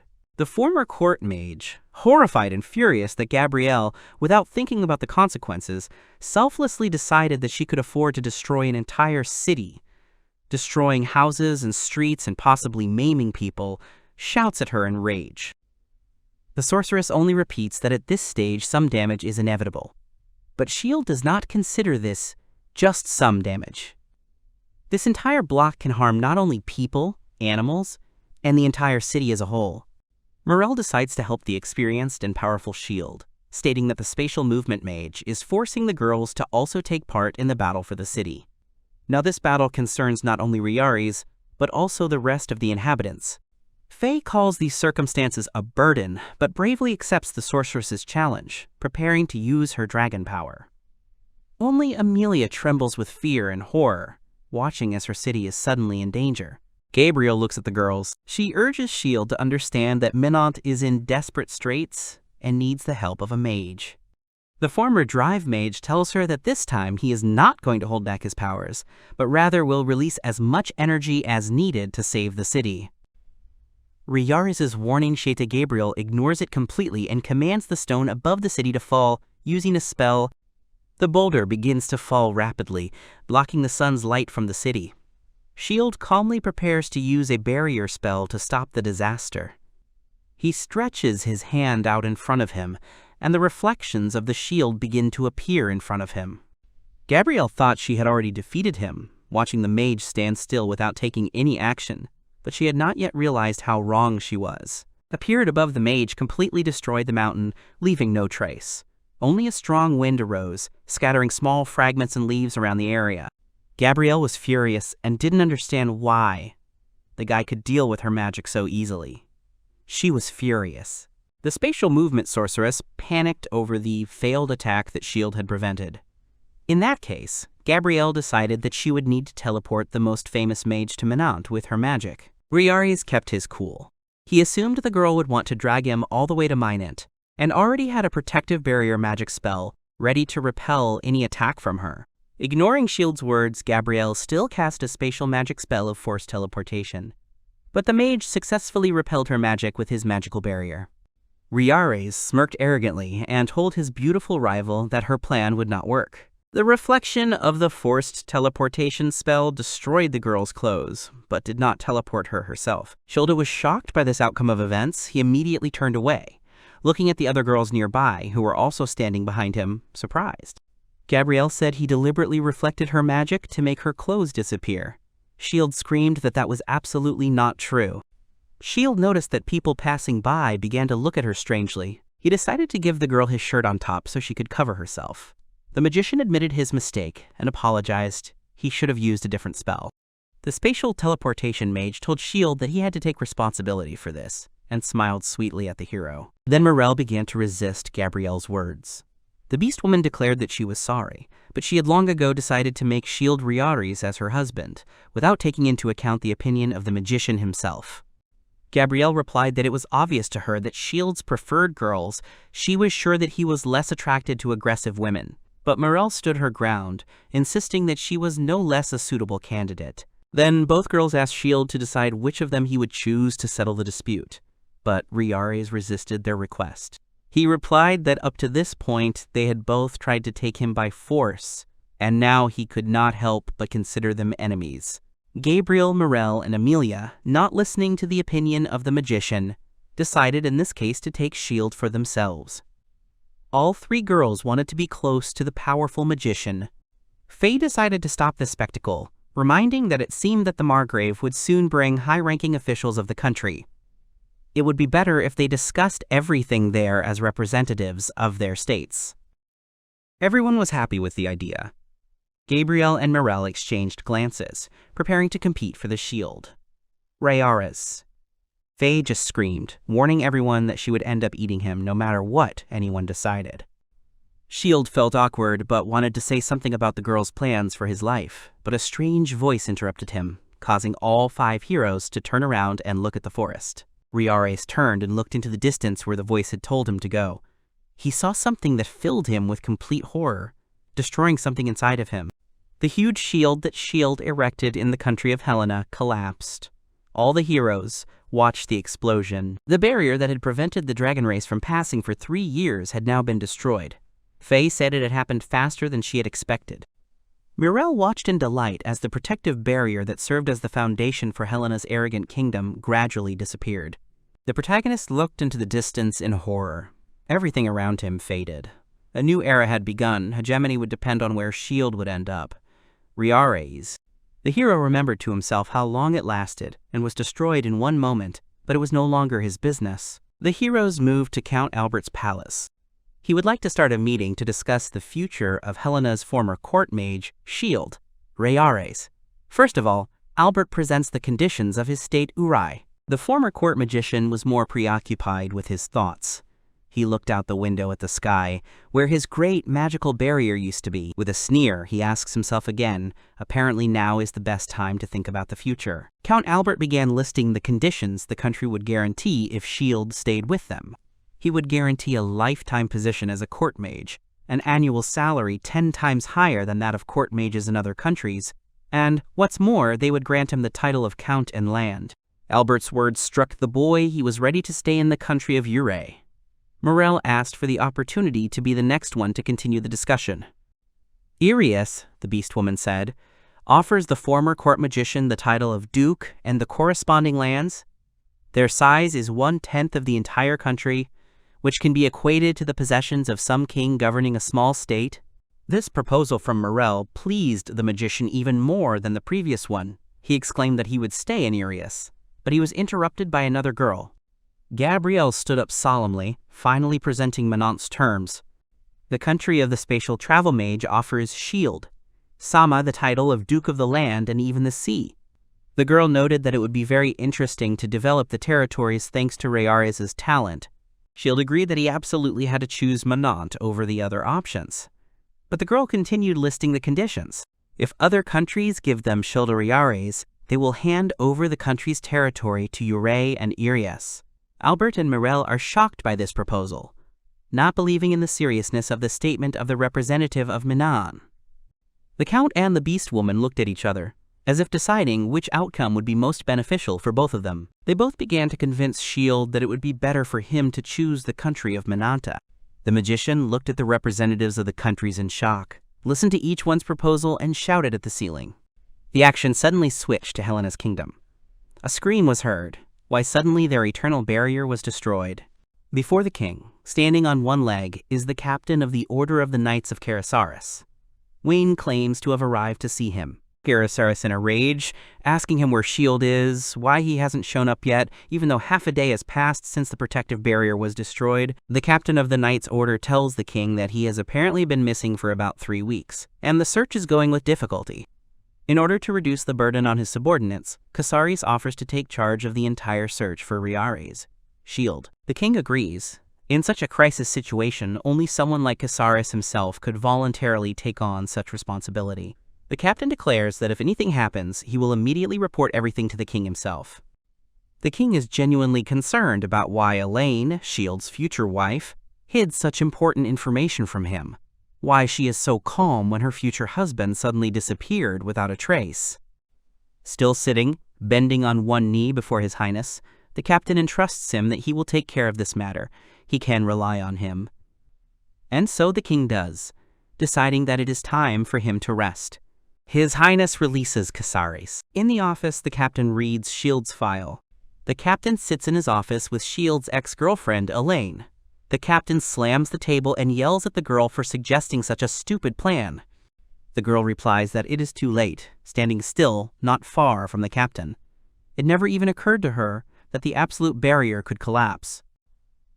The girl crossed her arms over her chest and continued to say that, besides, it was necessary so that she could marry the crown prince. In any case, Casares was also an accomplice, so he should not try to absolve himself of responsibility. The captain gets up from the table and starts yelling at the girl. It was she who promised him that when she married the crown prince and became queen, she would give him the title of prime minister for life. The girl furiously replies, "Is he really going to put all the blame on her?" Suddenly, unable to withstand the pressure, the girl began to cry, covering her face with her hands. She just wanted to be with her beloved prince. Casares cursed, sat back down at the table and began to think. He decided to hide the truth at all costs. To solve the problem, Casares suggested silencing those who witnessed the breakup with money. Elaine calmly agreed, letting the captain know that she understood. Casares is in charge of finding this man. Once the captain catches, Shield Reyares will not stand on ceremony with him. If torture is required, he will force him to restore the magical barrier. The captain of the knights looked into the darkness. He declared that as long as they had the barrier, they would find everyone safe. Elaine leaves the captain's office, saying goodbye and leaving this to him. Clenching his fist, he glanced angrily to the side and said out loud that now it was the turn of a certain assassin who would be sent after Shield. Shield will go. The young man laughs nervously. Despite the fact that Shield is interested in Minant's offer, he confidently informs everyone that he decides not to go anywhere. The hero says that he will find a high-paying job without unnecessary obligations. The others are perplexed. Gabrielle speaks boredly of the improbability of such a job existing. She warns the boy that countries hunting for the barrier's power may come after him. Shield agrees that there are no easy solutions for him anymore. The girl is ready to hand over to the hero the lands of Mirai, which are to the east of Mirant. He is perplexed and repeats that he refused, but Gabrielle does not mean this. She asks Shield to make Mirai an autonomous territory that he will rule himself. The mage realizes that ruling an autonomous territory is almost like becoming a king. Gabriel confirms that these lands will be independent from their state. In exchange, the girl asks S.H.I.E.L.D. to install a barrier in the cities located near the Dragon Forest. Meryl and Count Albert assure the young man that his barrier magic will be useful to all countries. After all countries will feel safe. They believe that S.H.I.E.L.D.'s magic is too great to belong to just one country. They argue that just one barrier in the cities will significantly increase the level of defense of these states. Morel praises Gabrielle for her idea. She thanks the fencer for her kind words. S.H.I.E.L.D. likes the idea. He heard that Mirai is a land blessed with rich resources. Since the plan suits everyone, Gabriel says that they will follow the plan. Count Albert suggests opening a bottle of champagne and celebrating. The Count, S.H.I.E.L.D., Morel, and Gabriel are delighted with today's decision and raise their glasses of champagne to it. According to the concluded agreement, the magician must first go to Reyares, the country of beastmen in the north. Finally, he set up a barrier in the northernmost city of the state, Minante. S.H.I.E.L.D. confidently finishes installing the barrier. Faye is very surprised, because she thought it would take more than one day. The young man replies that, overall, he could have finished the job in an hour, but that would have left a bad impression. Gabrielle is impressed by his magic. The girl thanks him. S.H.I.E.L.D. wonders if he has the ability to move freely around the country. The young man wants to see the state before he reaches his own domain. Gabriel says he can give him a pass to cross the border. The girl gives S.H.I.E.L.D. a bracelet. She says that it is made of a ruby magic stone. This decoration will certify the young man as the lord of the territory. The magician thanks the girl. Gabriel suggests that he show his gratitude by signing a marriage contract with her. Amelia and Meryl also wonder about marriage. Amelia suggests that S.H.I.E.L.D. stay and live as her husband. At the same time, Meryl says that the question of whether he will become her husband remains open, even if he becomes the lord of the territory. S.H.I.E.L.D. does not answer the girl's question and quickly leaves with Faye. Despite the girls asking them to stay, S.H.I.E.L.D. and Faye leave anyway. When the heroes left, Gabrielle gave them money for the journey, about 10,000 gold coins. Faye doesn't know how much it costs in the human world, so she asks the boy. S.H.I.E.L.D. explains that this money would be enough for a 10-day trip without problems. Faye does not understand why they have no money left after only 3 days of travel. The young man gets angry at this question. He indignantly hints that there is no money left because Faye ate for 10. S.H.I.E.L.D. lowers his head and says that if this continues, they will starve to death before they reach their lands. The dragon girl, completely unperturbed, suggests that the heroes start working. The mage asks if she is going to work too. Faye asks why she would want to. She enthusiastically tells him that she has no reason to work, because if S.H.I.E.L.D. dies of hunger, she can just eat him. The young man is no longer surprised by this, because he knows that the dragon girl always perceives people as food. The hero, frowning slightly, thinks about how he could earn a stable income without revealing his identity. Only one place comes to mind. Faye worries that S.H.I.E.L.D. might do something illegal, but the young man irritably assures her that he has no intention of doing anything of the sort before the heroes. S.H.I.E.L.D. and Faye end up in the Adventurers Guild. The adventurers are having fun and don't even notice them. The dragon girl says that everyone here looks weak. The boy turns to her and says that it is impossible to speak loudly because someone might hear. The heroes are joyfully greeted by a friendly female administrator who asks if they have any tasks. S.H.I.E.L.D. confidently and enthusiastically tells her that he wants to register as an adventurer and take on a quest. She sighs. At this time, Faye looks at her with disdain. The girl turns away with a smirk. S.H.I.E.L.D. is angry. He is very indignant. The magician asks with displeasure if she thought he looked weak. The girl denies it and takes notes. The administrator asks if the young man has experience as an adventurer. He looks and speaks confidently, although he has no such experience. The girl asks if anyone can vouch for his abilities. The answer to this question is also negative. The girl happily tells S.H.I.E.L.D. that he is now an E-rank adventurer. She congratulates him on this news. The administrator places a leaflet on the table. It shows a list of quests. They are the only ones available to the young man at the moment. S.H.I.E.L.D. asks discontentedly if there are any quests to hunt strong monsters. The girl reminds the hero that he is an E-rank adventurer. The young man is very annoyed and indignantly says that he will not be able to make any money from this. The administrator again repeats in a friendly manner that the magician is an E-rank adventurer. Shield tries to contain himself and explains that he has a companion who eats for 10. There is a noise. A man's figure appears in the shadows. He asks if anyone needs help. The administrator looks at the stranger with admiration. Shield looks at him warily and asks him to introduce himself. The stranger looks very self-confident. He doesn't even have time to introduce himself before someone calls his name. His name is Aiza-san. The girl tells Aiza-san that Shield wants to take on more difficult tasks. The mage is still annoyed because he is sure that he can handle everything at his own risk. Aiza-san looks at him uncertainly. The adventurer appears kind and friendly towards the newcomer Shield. He says that he is ready to show the mage the real world of high-ranking adventurers and invites him to follow him. The protagonist looks sad. Shield thought about how Aiza-san himself, the best high-ranking adventurer, had personally gone to help the newcomer. This surprised the magician greatly. Aiza-san smiles and says contentedly that everything is fine and that this idea is a profitable investment. Shield, looking slightly tense and unsure, looks at the adventurer from the side and calls him a tall and handsome guy. Faye looks at the youth with disdain and tells him that it is not really an insult. Aiza-san offers Shield to share the reward. He agrees and says that the adventurer is very generous, although he has the thought that Aiza-san is a fool because there are only 2 of them. In front of the heroes lies an image of a formidable creature. The adventurer offers to take on the task of the turtle Ginga. Aiza-san, Shield, and Faye enter a dungeon.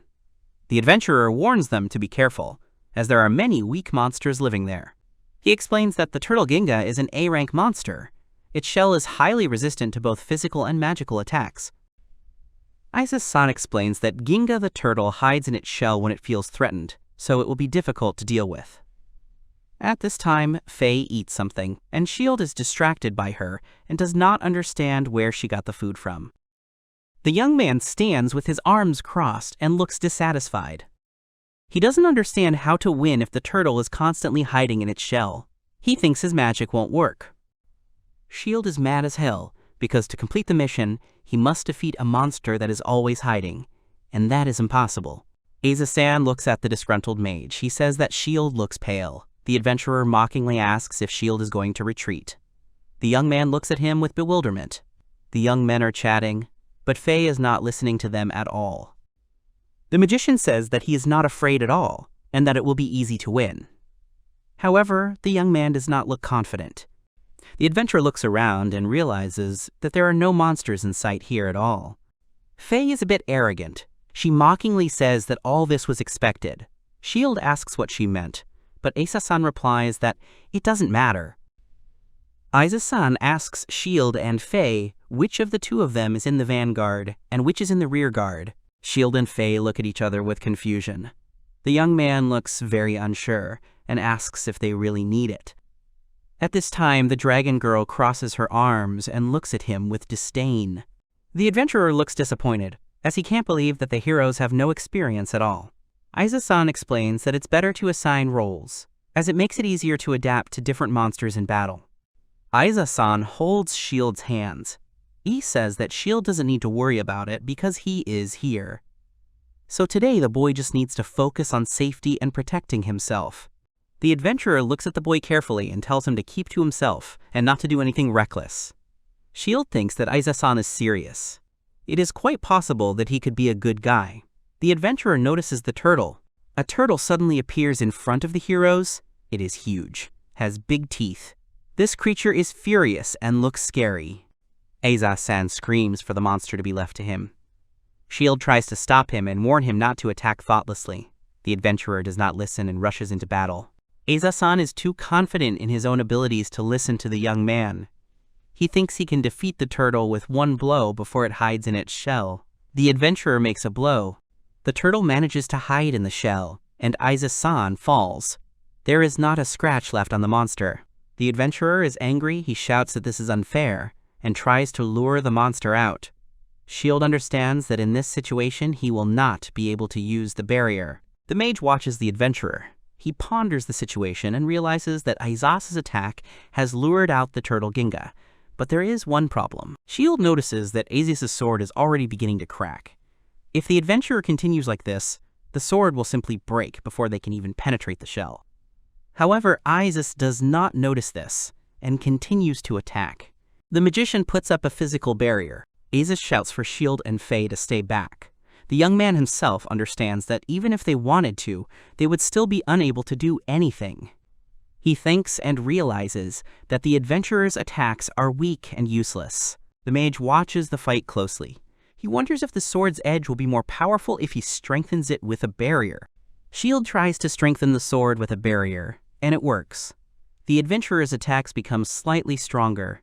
Isis realized that he had become stronger and began to attack. He attacks again. But something strange happens. The turtle rushes at full speed towards the heroes. Shield decides to put a barrier on Isis before it's too late. The monster rushes towards the adventurer. Isis prepares for the blow and covers his head. He is thrown back with a strong blow. The turtle was too fast. Shield did not have time to completely cover Isis with a barrier. Fortunately, the adventurer remained alive. Now the magician faced the question, what to do with the turtle Ginga. Isis is confused. He doesn't understand how it happened, that he was barely able to block the monster. The adventurer is extremely angry. He is sure that the rank of this monster is incorrect. The turtle is an S-rank monster, not an A-rank. The creature is still actively attacking Isis, but he is already at his limit. Shield calls out to the adventurer and asks him to step back. Isis turns to the young man, his whole appearance expressing displeasure. The adventurer is furious that the magician did not listen to him and did not stay away from the monster. Isis looks around and sees that the turtle has become even faster. Moreover, the monster has become even more embittered. He is rushing straight at Shield. The young man is afraid that he won't make it in time. Isis screamed. Some liquid splashed on him. The adventurer cannot believe that the monster has been defeated, and the barrier has fallen. There is a fallen turtle lying on the ground. Isis sees the head of the turtle Ginga and can't believe it. The adventurer tells Shield that even if the plan wasn't clear after reading it, it's time to get down to business. The young man considers Isis to be an incredibly problematic guy. The adventurer screams furiously, asking Shield what he did. He does not understand how the magician did it. However, the young man explains, completely calmly and unperturbed, that he put up a barrier. Isis indignantly and loudly asks the young man, did he really stop the turtle Ginga with such primitive magic? Shield agrees and says that it happened. While they argue, Faye goes to the monster. The girl says she wants to try a piece of the shell. The young men are surprised and ask if she can chew it at all. Faye actually takes a bite.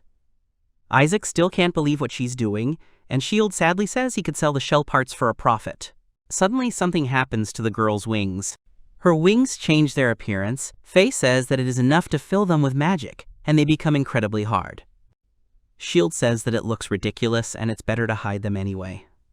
The girl decides that she will put them away and take them out only when necessary. The young man decides to take and sell the rest of the turtle shell. He calls out to Isaac, but receives no answer.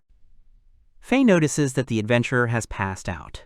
Shield sighs and realizes that the problems are only getting bigger. The young man sells the shell parts and gets enough money to travel for some time. Isis looks at Shield and still can't believe that this man is the most legendary Shield. The magician asks if he can really keep the entire amount. The adventurer agrees, noting that the young man did all the work, and Isis himself did nothing. Shield calls Isis to go with them to Mirai because they could use a man like him. Isis refuses, calling himself the best adventurer in this city. The young man says goodbye, hopes that he will be able to meet this adventurer again, and wishes him good luck. Faye noted that Isis remained a good man until the very end. As a token of gratitude, they even left him a small gift. Shield and Faye finally arrived in the city. The girl is indignant and says that they returned to the city literally on the verge of starvation. She is unhappy that the money is disappearing too quickly.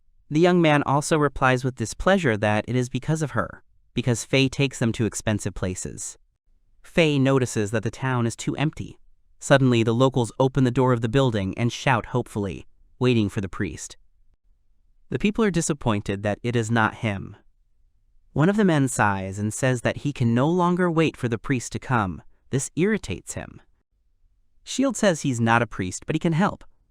But he thinks that if he can sort out their problem, maybe they'll get something to eat. Perhaps the city is cursed. The townsman is dejected and says that people continue to get sick. Now the young man understands why people are waiting for the priest. He is sure that since he is not there, he will be able to deal with it himself. Faye calmly says that barriers cannot stop the curse. Shield is outraged. He tells her that there is no other way. The young man explains to the girl that if everything goes on like this and they do not get food, he will die of hunger. The girl happily says that everything suits her, because if he is gone, she will simply eat him. The magician is angry and indignant. The townspeople watch them and wonder whether they should trust these two with such a serious matter. After thinking for a while, the people finally agree. Shield, questioningly. She thinks about how they are leaving the city so eagerly without having a clear plan. She also says that they are not even sure if it is a curse. The magician asks the girl if she knows anything about this. Faye knows nothing about this. However, she says that the curse is too weak, because it cannot even kill a person. The girl freezes. She feels a familiar smell in this place. Shield looks at her in surprise. Faye can't remember the smell. The boy notes that, despite the fact that many years have passed, the girl still recognized it. The heroes arrived at the right place. Shield senses a powerful magical energy. Suddenly, he screams. Faye and Shield look at the lake. It has turned red. The girl notices someone, but the magician does not understand what she is talking about. The heroes see a demon in the lake, bound in chains. His name is Azazel. During the war between gods and humans, he was Faye's right hand. Shield assumes that this demon is incredibly powerful, since he held such a position. The girl decides to remove the curse, but this frightens the young man. The chains are broken, and Azazel is freed. Faye tells Shield that she has figured out the nature of the curse. She believes that demon magic has leaked through a crack in the seal and infected the townspeople. The boy is terrified by this idea, as it is even worse than their original mission. At this time, Azazel rises. Azazel rises and immediately bows down to Faye, kneeling. He has not seen his mistress for 300 years. The girl looks happy and says that the demon is still as formal as before. Azazel asks his mistress for forgiveness. In his defense, he says that people have imprisoned him in a seal.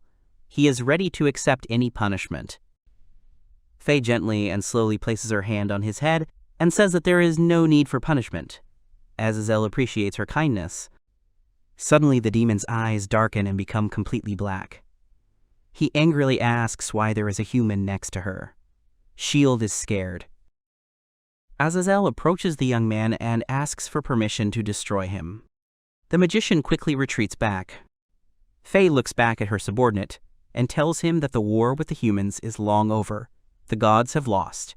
Azazel is sure that in this case it is necessary to start a new one. In order to declare war on people, as a first step, the demon is ready to take Shield's head. The demon announces that he has become stronger than before. Faye looks at him with apprehension and wants to say something. Azazel and Shield stand opposite each other. They both look confident. The demon looks completely unperturbed, and the young man seems ready to fight. Azazel is ready to use the magic of corruption.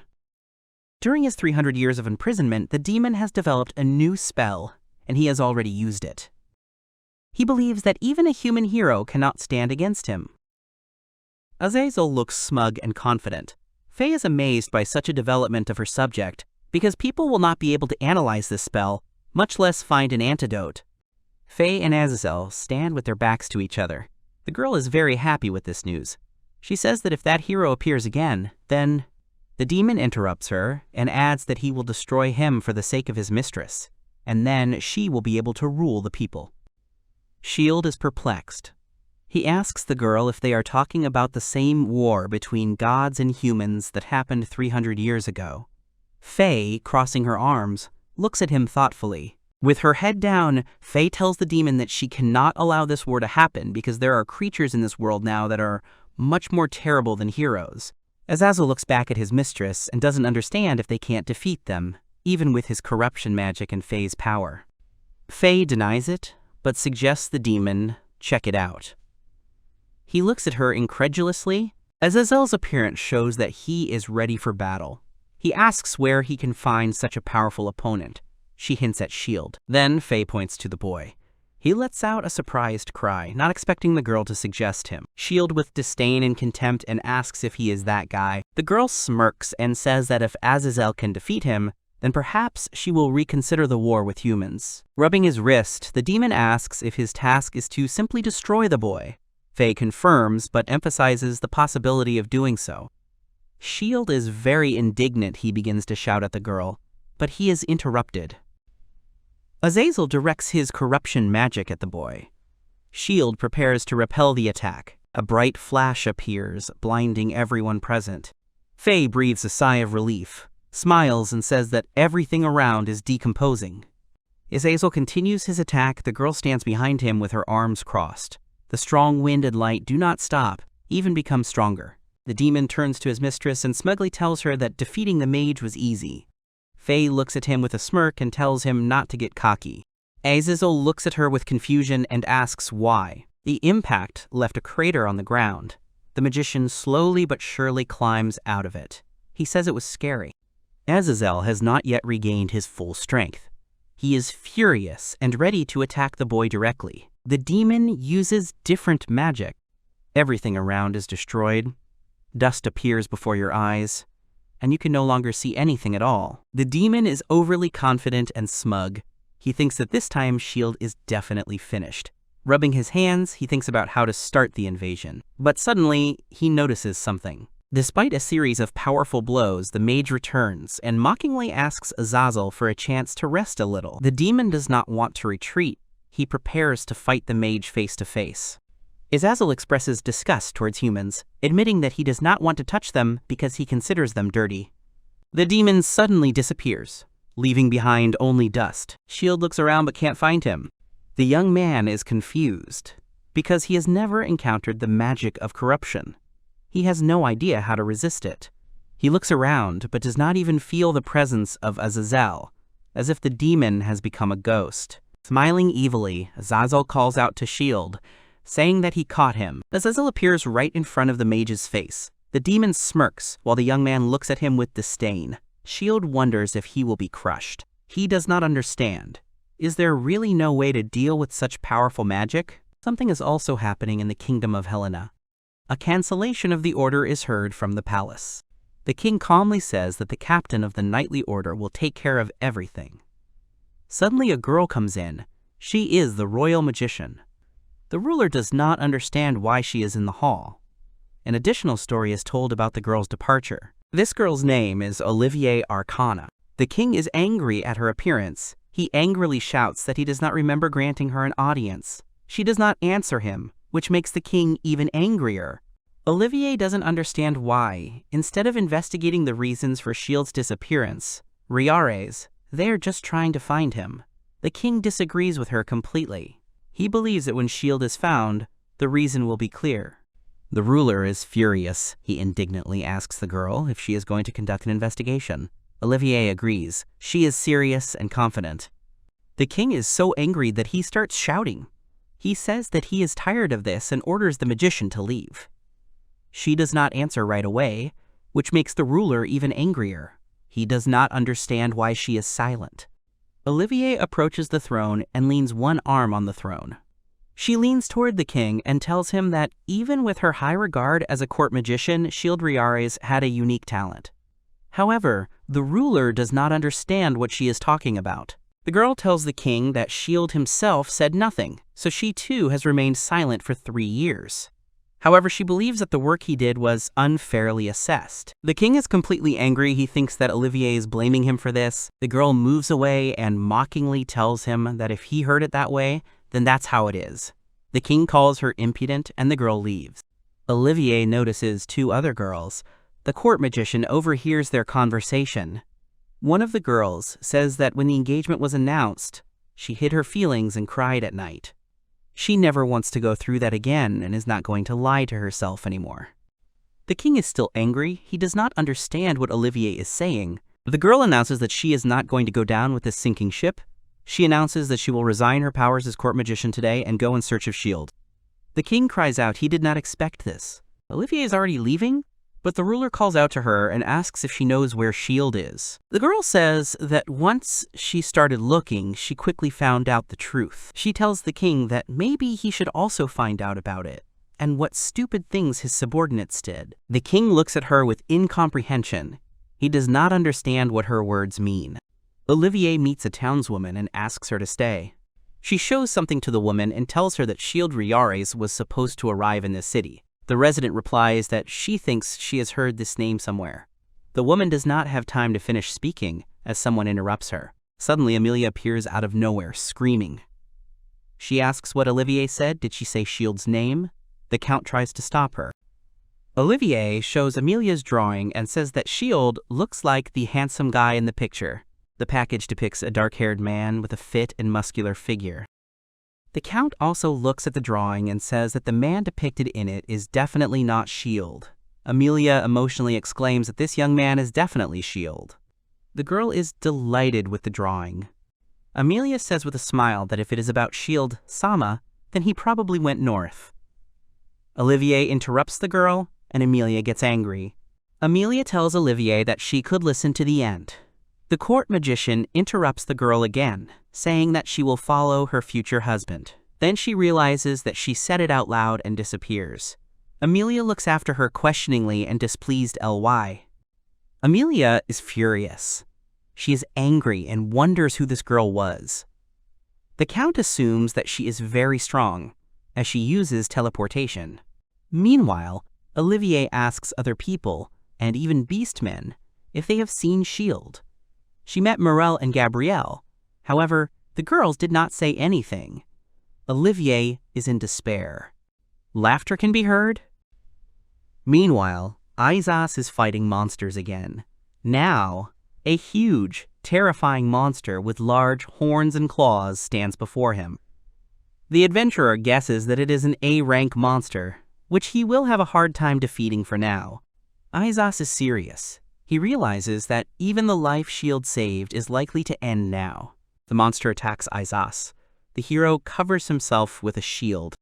Suddenly, a girl appears. She attacks the monster, and quite successfully. This girl is Olivier. She saves the adventurer. Isaac looks at her with relief and thanks her. Olivier shows a drawing of a man and asks if Isaac knows the man. She grabs him by the clothes and asks again if he said the name Shield. The adventurer tells her that the image of Shield is slightly different from how he looks in real life, but he assumes that it is still him.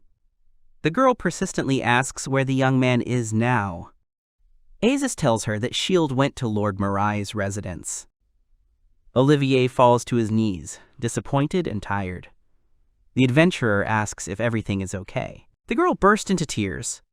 She replies that she has already been to Aigeen, Irias, and Maranta. However, there is no result. The adventurer offers the girl something to eat first, promising to treat her. The girl gradually begins to calm down. The heroes leave. Isis asks what Olivier wants. The girl answers that it is Shield. But the adventurer asked about food. The girl still has a long way to go to find Shield. Her solo journey continues for now. Shield looks scared. It is unknown how he can cope with this magic. The boy uses a barrier to reflect magic. Azazel is incredibly angry. He doesn't understand what's happening. There is a fight going on. The demon is confused. Shield's magic pushes Azazel back. The demon holds his shoulder. He is furious and does not understand how this happened. It is a normal barrier spell. Then why is it so powerful? Faye asks with a smirk about whether she did not tell him. Shield firmly sets his feet on the ground. He says smugly and confidently that analysis will not change the situation. The young man rushes into the attack again. Azazel is furious. He is not ready to retreat. The demon is sure that he will destroy the magician before he has time to realize anything. Azazel uses decoy magic. The demon attacks and runs into the barrier. Azazel looks at his hand in confusion. Shield mockingly calls out to the demon and suggests that he take better care of himself and also look at the arm he lost. Azazel wants to stop. He calls out to Faye. The demon furiously shouts that this wound will heal in a week. Shield is shocked that the demon's arm and wings will heal in a week. He calls it more impressive than his barrier. Azazel is still surprised. He asks if all humans have mastered this kind of magic. Faye replies that, as far as she knows, only one has. She points to Shield. However, Azazel does not understand his mistress's intentions. The demon looks at Faye and asks about the takeover of humanity. He wonders if it will only begin after Shield's death, which would be in about 10 years. His mistress seems pleased and says that he is catching on quickly. The mage thinks that if Faye absorbs his barrier magic after his death, then humanity will be doomed, and in 100 years the world will become simply unrecognizable. The girl looks happy. She orders the demon to go to the world of Mireille for 100 years, to train and rest. Azazel bows to her and tells her that he has some things to finish before heading there. He turns around and snaps his fingers. Suddenly, many bats appear. Shield is delighted. The demon dissolves into a flock of these creatures. The mage is delighted, calling the demon incredible. Faye also calls him very smart, because the bats could be useful to them. The young man fearfully asks if the girl wants to make them allies, because they are very creepy. Azazel reappears and says that these creatures can be useful allies. Faye explains that it's not just their fighting prowess, but their true power, overwhelming influence. The demon says that bats subjugate both allies and enemies through fear. Such is their nature. Shield asks Faye if she is talking about the total number. Does she include traitors? He thinks it is impossible. However, the girl is smug. The girl looks at the boy haughtily and says that if they swear allegiance, then they do not betray. She asks if he is sure of his barrier. The boy confirms his confidence. Faye decides to report and get her reward. Shield asks her to wait. He doesn't have time because she's walking too fast. Mireille can probably be seen ahead. Shield stretches tiredly and says that getting to the city was a nightmare. He was even suspected of conspiring with Azazel and demanded proof. But fortunately, everything worked out well, and the heroes are almost there. The young man says that it is, in principle, a real miracle that they got here alive. Faye does not listen to him at all. She thinks only about food because she has already eaten her fill. Shield looks at her with displeasure. The heroes see Mireille time. The young man is delighted because the city turned out to be much more impressive than he expected. The city is really huge. Shield still can't believe that all this land now belongs to him. In front of them is a huge palace, which is probably his estate. The young man sees the knight and shows him the bracelet that Gabrielle gave him.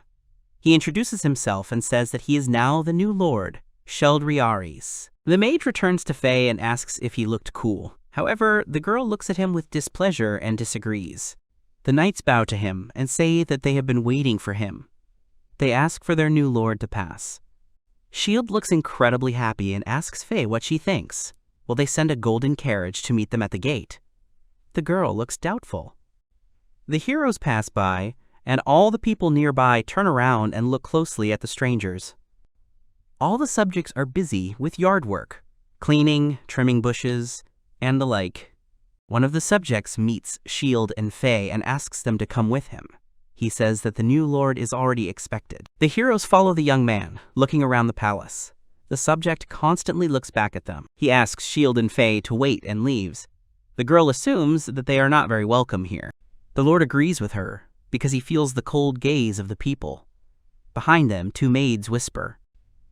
Faye is as unperturbed as ever. She says that if they are not accepted, then the subjects can simply be eliminated. Shield no longer looks at her in surprise, only says that this is very encouraging. The young man does not understand who they are waiting for. Suddenly, the door opens. 3 people appear. One of them, who walks first, looks arrogant and smug. He holds a staff in his hands. Behind him walk 2 more. One looks menacing, and the other is more friendly. A man with a staff greets them. He calls them representatives of the kingdom of Helena. He introduces himself. His name is Van Gogh. He learned everything from Lord Gabriel. When Van Gogh called the heroes representatives of the kingdom of Helena, Shield chuckled. The man says that since the previous lord entrusted him with the management of these lands, he is responsible for them. Van Gogh looks at the young man very arrogantly. He heard that the new lord comes from the common people. Pointing his staff at Shield, the man says that it will be better for both sides if they continue to live as before. Faye hesitantly asks the young man if they should tell Gabriel about this. However, the magician is confident that he can regain real power with his own hands. Shield asks Van Gogh if he is offering the boy to be a nominal lord, while all real power remains with him.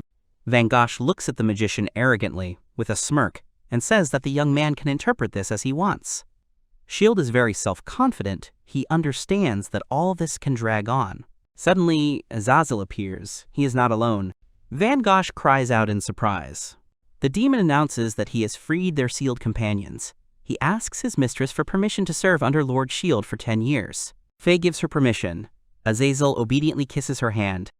Van Gogh is furious. He screams and does not understand who dared to commit such impudence in front of Van Gogh himself. Azazel begins to cast a spell. The demon looks angrily at one of Van Gogh's subjects and says that he is in his way. The man is terribly frightened, but Van Gogh only starts yelling at him even harder. His subject's fear gets out of control, and he falls to his knees. His master, screaming, calls him pathetic. One of Azazel's subordinates calls out to him. She says that she will eliminate the unclean. The demon gives her his permission. The subordinate stands with a sword. The man kneels before her. He begs for mercy in tears. She tells him that leaving tails behind causes problems later, but then she decides that without a head, the man will not remember anything else. She swings her sword. Van Gogh looks at him. He looks a little scared. Van Gogh is furious. He threatens the army and is told to shut up. Suddenly, Azazel intervenes. The demon attacks Van Gogh, throwing him into the distance with his blow. Shield clearly doesn't like what's happening. He says it will turn into a rule by fear. The demon bows down to the boy, calling him his lord. Azazel explains that demons are sensitive to bloodlust.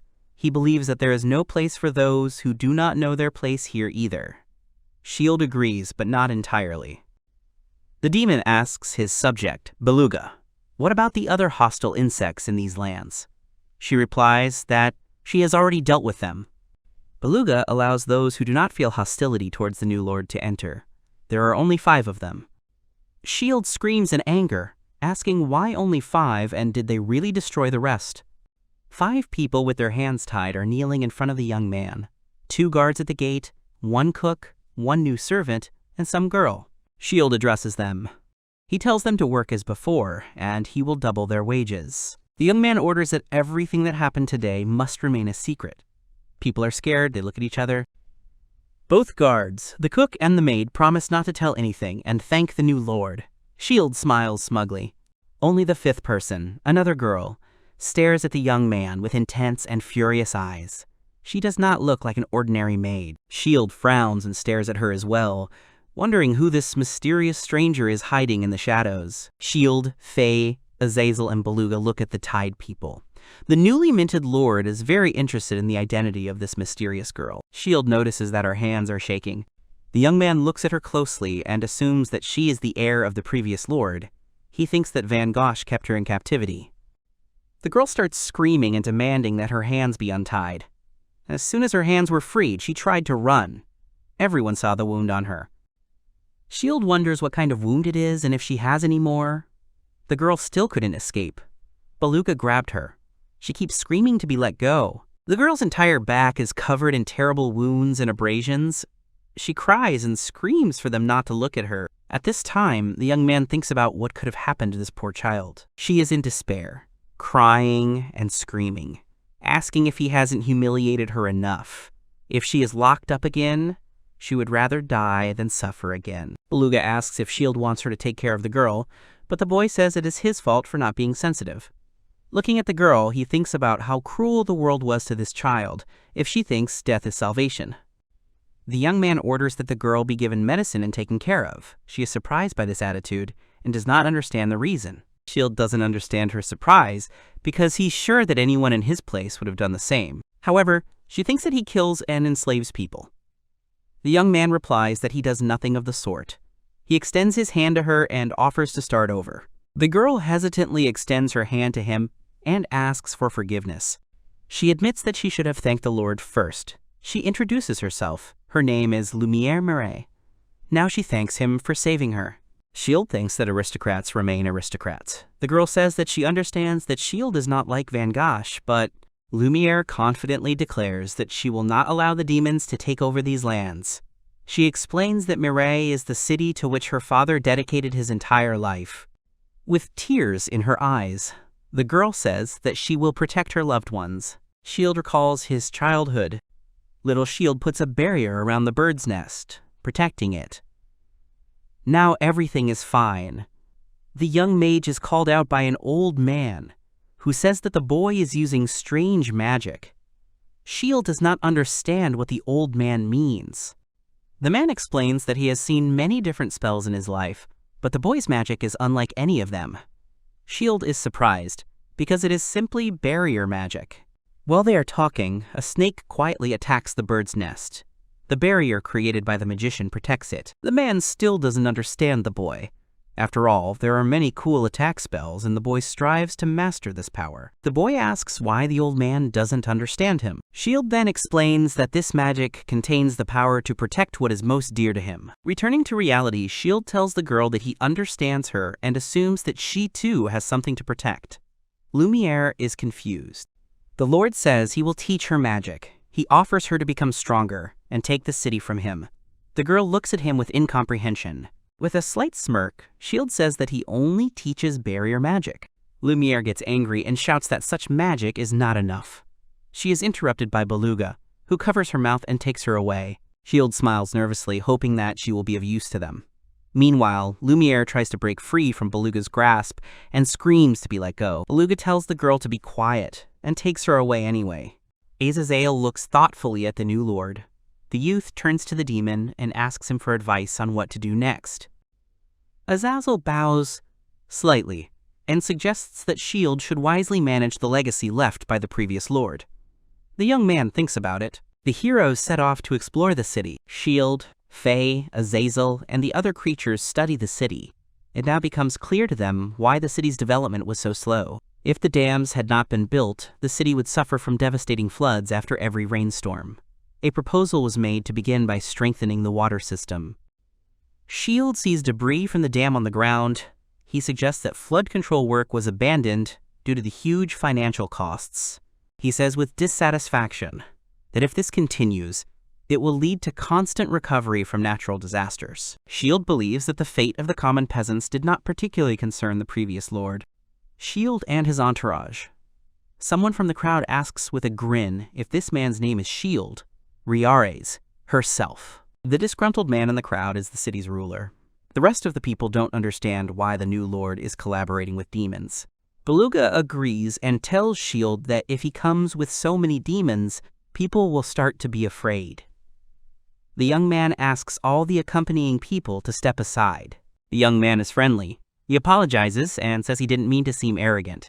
However, the crowd shouts that he shouldn't lie so brazenly. Shield announces that they have not come here to fight, but to work on strengthening the flood defenses. The city manager starts to get nervous and wonders if they are really going to work on strengthening the flood protection system. He realizes that if they do, they won't be able to collect excessive taxes under this pretext. The man asks if the others believe this. Suddenly, Beluga attacks him and cuts off his head. The people are scared. Another man shouts that she does not dare to touch his older brother. Beluga says that those who have something to say should come forward. Shield looks at the scene and thinks that no matter how many times he has seen her, he knows that her power is truly terrifying. He would not want to fight her. The peasants are terribly frightened. Some are screaming, others are crying. Shield scolds Beluga. He won't allow him to rule through fear, because that's not what he wants. He decides it's better to show than just explain. The magician is asked what he means. The young man begins to cast a spell. The peasants are surprised. Shield continues to build his barrier. Before people have time to say anything, the magician begins to explain that this barrier will last for 3 years. The man starts asking about the barrier. He says it's just a transparent barrier, and it's too thin. Other people tell him to shut up, or he might lose his head too. Shield assures the peasants that everything is fine. He invites the villagers to try him out for themselves. The people look at their new lord in surprise. The townspeople gather together. The start of the tournament to destroy the Lord's barrier is announced. The rules of the test are simple. The winner is the one who can cause the most damage to the barrier built by the Lord himself. Shield watches the events with interest. The winner is promised a special prize. The one who passes the test best will receive a specially crafted set of equipment enchanted with the Lord's barrier magic. The winner will also receive a place in the regular army and excellent benefits. The villagers are whispering and discussing the rumor that the new lord only uses barrier magic. People are discussing how some barrier magic is given so much importance. Despite the tournament starting, there is still some discussion among the people. One of the villagers says that this is not just some barrier magic, because it surrounded the kingdom of Helena. Another villager thinks that this magic is fake. The host asks for silence. The peasants are asked to attack as much as they want within 10 minutes. The tournament is declared open. With excitement, people begin to attack the barrier in various ways, with weapons and hand-to-hand. Even the most famous adventurers of the city take part in the test. The townspeople are sure that it will be very easy to destroy such a barrier. While people are struggling to win, Shield just watches everything happening with a smirk. The participants look at the barrier and cannot believe that there is not a single scratch on it. The spectators cheer them on and shout that there is still plenty of time. However, there are only 5 seconds left. As the countdown continues, people are still trying to break the barrier. 5, 4, 3, 2, 1. The end of the test is coming. The participants were very tired, but nothing had changed and the barrier remained as perfect as before. People are suggesting that there may not be a winner in this tournament. The host invites Lord Shield to announce the verdict. The magician approaches the barrier, places his hand on it, and tests it to announce the results. Shield has identified the most effective attack. The host is ready to announce the results. The winner is... Number 24 is declared the winner. The magician applauds him and congratulates him. Beluga doesn't understand what the point of a tournament is if no one gets injured. Shield explains that the test was conducted to determine the abilities of the inhabitants. He tells Beluga that, in any case, recruitment will begin soon and then the goal will be achieved. The Lord says that comrades should help each other, but Beluga is somehow confused by this word. The demoness tells Shield that she thought he was useless and incapable of anything. However, she changed her mind. The magician wondered what kind of impression he was making. Beluga says that maybe she wasn't lying when she said she thought about it a little. The Lord heard this and asked what she said. But she said nothing. Suddenly one of the demons appears and says that there are guests in the mansion. Shield asks again, because he is confused. The Lord does not understand why Gabriel came here. The demon whispers something in the young man's ear. The Lord listens attentively. After listening to the subject, Shield says that trouble will begin. The maids greet their lord and ask him to pass. Faye follows him. The girl asks Shield if he has any idea who the visitor is. They say that this person is strong, so the magician assumes that it could be Olivier, the same visitor who is called the strongest court magician. The heroes prepare to enter and see Olivier. They open the doors and expect to see a girl. However, they notice that it is not her. There is a man standing in the hall. Mr. Gaymag. Shield nervously asks what he's doing here. But Faye is completely unperturbed again. She admits that she expected to see some nice girl, but here is a bald man. Gaymag haughtily replies that he would like to know that too. He is arrogant. The man says that such a great magician as he is not worth bothering with such a trifle as delivering the shield. The young man asks the magician again. Gaima replies that this order was given by that same politically skilled captain of the knights. The young man does not understand why all this is happening, if he was expelled. The court magician says that he knows nothing, and personally, even without the barrier in the country of Helena, he doesn't care. He assumes that the top brass has a different opinion, and they need this barrier. Shield ponders this situation. He believes that only the king will be able to contradict the captain of the knights. The young man thinks that the king probably wasn't even involved in his expulsion. The Lord tells Gaymage that although he does not know everything, he does not intend to return to Helena. He warns the mage that if the mage tries to take him by force, he will not spare him. The court magician was only amused by this. With a grin, he asked Shield if the young man was serious about fighting him. The Gaymage still mocks the Lord. He smirks at the fact that the boy only knows how to put up barriers. The mage is ordered to bring Shield alive. The magician begins a witch fight. He claims that Shield doesn't even know what real magic is. The young man is blinded by the bright light and cannot open his eyes. He understands that even his barrier cannot protect him from such light. Shield tries to compose himself. It's just light. He realizes that his barrier magic won't work, because it's not an attack, and barrier magic isn't just a reflection. Gaymage attacks again. Lord uses barrier to detect magic. He notices which direction the attack is coming from. The barrier was so strong that the court magician was simply thrown to the other side. There's dust all around, but I finally managed to see something. However, now it turns out that it's not the barrier after all.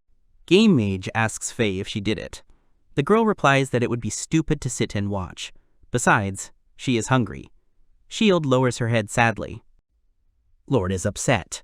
He understands that for Faye it was just trash. But it was cool. The Game Mage is still literally imprinted into the wall. Shield asks her if the mage is okay and if he is even alive. The mage begins to move his hands, and now the Lord is convinced that the Game Mage is alive. Game Mag is furious. He shouts that this won't be the end of it. There are many who want to get to Shield. The magician tries to intimidate the young man and says that he himself is a cutie compared to the others. Shield thinks that means that Olivier will soon appear. The Lord begins to reason and understands that if the one who is called the strongest court magician comes, then his barriers will be tight, so it is time to strengthen the troops. While Shield tries to come up with a solution, Faye is ready to eat the magician. Azazel enters the hall. He has a lot of food in his hands. However, he is distracted by the appearance of the room. Following the attack, the demon notices that it was Faye's doing. However, Faye has no time for that. She takes the food from her subject so that she can eat faster. The demon looks at the defeated man and asks if he is an enemy. This is confirmed. Azazel wants to collect all the trash, but Shield distracts him and talks about the need to speed up the reinforcement of the troops. The demon says that the recruitment for the regular army is just ending. He asks the Lord to entrust this to him. People are gathering in front of the mansion. A self-confident demoness with a sword appears on the field. She joyfully and mockingly informs someone about the loss.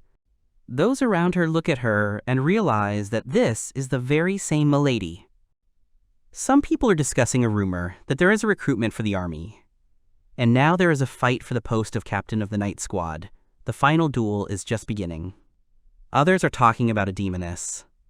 This is Caprice, that very strongest duelist of the demons. There is one more person left. She looks at him with excitement and asks his name. This man's name is Oliver. The demoness notices that he is shaking all over, and she laughs at it. Shield looks at this guy. In the eyes of the Lord, he looks weak.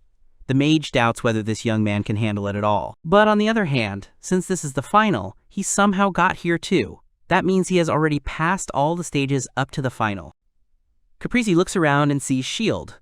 She smirks and asks when he got here. The demoness is ready to kill Oliver, while the young man asks to be lenient towards him. The fighters take up positions and begin the fight. Caprice grabs Oliver with 2 swords and smugly says that he hopes he doesn't fall too quickly.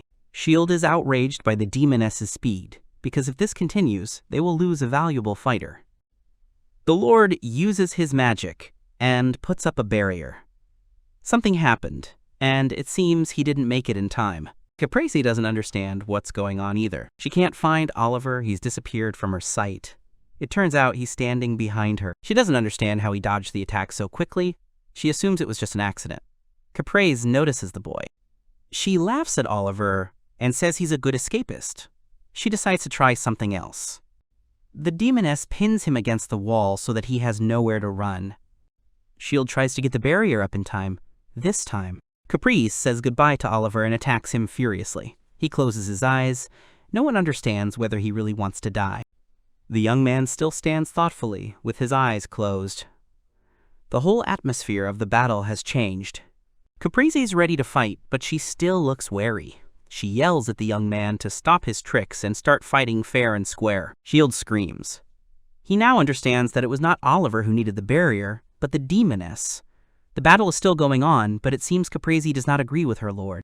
However, the young man defeats her. The strong blow turned the walls into ruins, and the demoness was now lying on them. Shield called out to her. The tired young man stood there imperturbably. The Lord was incredibly surprised, and the demoness didn't even understand what had happened. Oliver stares at everything. It was an instant, crushing defeat. Oliver stands quietly to the side while Shield shouts Caprice's name, waiting for her reaction. The demoness is wounded. She slowly rises. For her, this was an unknown attack. Caprice is eager to fight again. She says that even if it was an accident, Oliver did a good job. Now she won't hold back either. The young man asks, slightly smugly, if they still want to continue. The demoness is furious, ready to cut off his head. Oliver closes his eyes and prepares for battle. The atmosphere has changed again, but this time the heroes feel it in a completely different way.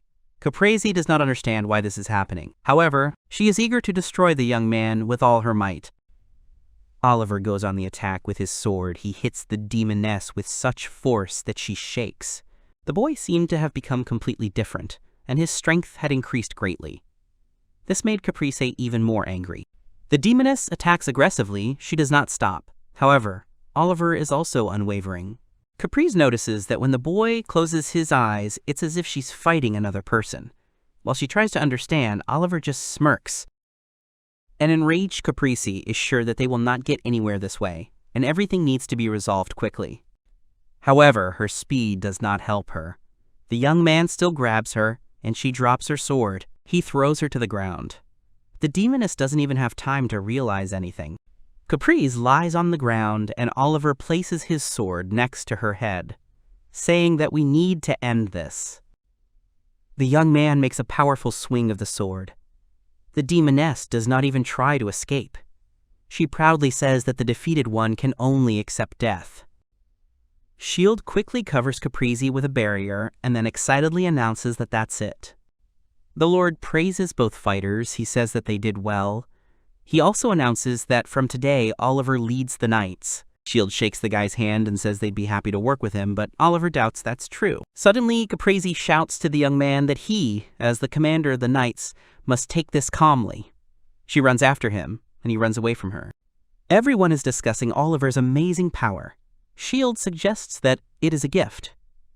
Suddenly, Azazel appears and asks the Lord if he even knew about gifts. Apparently, Oliver's gift is the gift of possession. The demon explains that the gift is something different from magic. It is a power that ignores the laws of the world.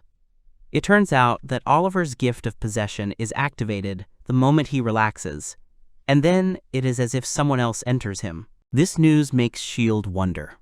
If the boy is possessed, does this mean that a spirit lives inside him? Caprese jokingly chases Oliver with a sword, while Azazel and Shield discuss how the boy could most likely be possessed by over 1,000 swordmasters. It often happens that someone unlucky can be caught. Oliver, in tears, asks not to hit him with a sword, but the demoness is amused. She encourages him, reminding him that he is now the commander of the knights. Shield watches them. Now he is not sure of his decision.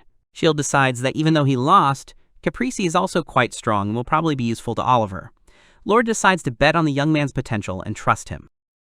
The Lord knows that the army is fine, so Azazel has collected all the information on the current taxes.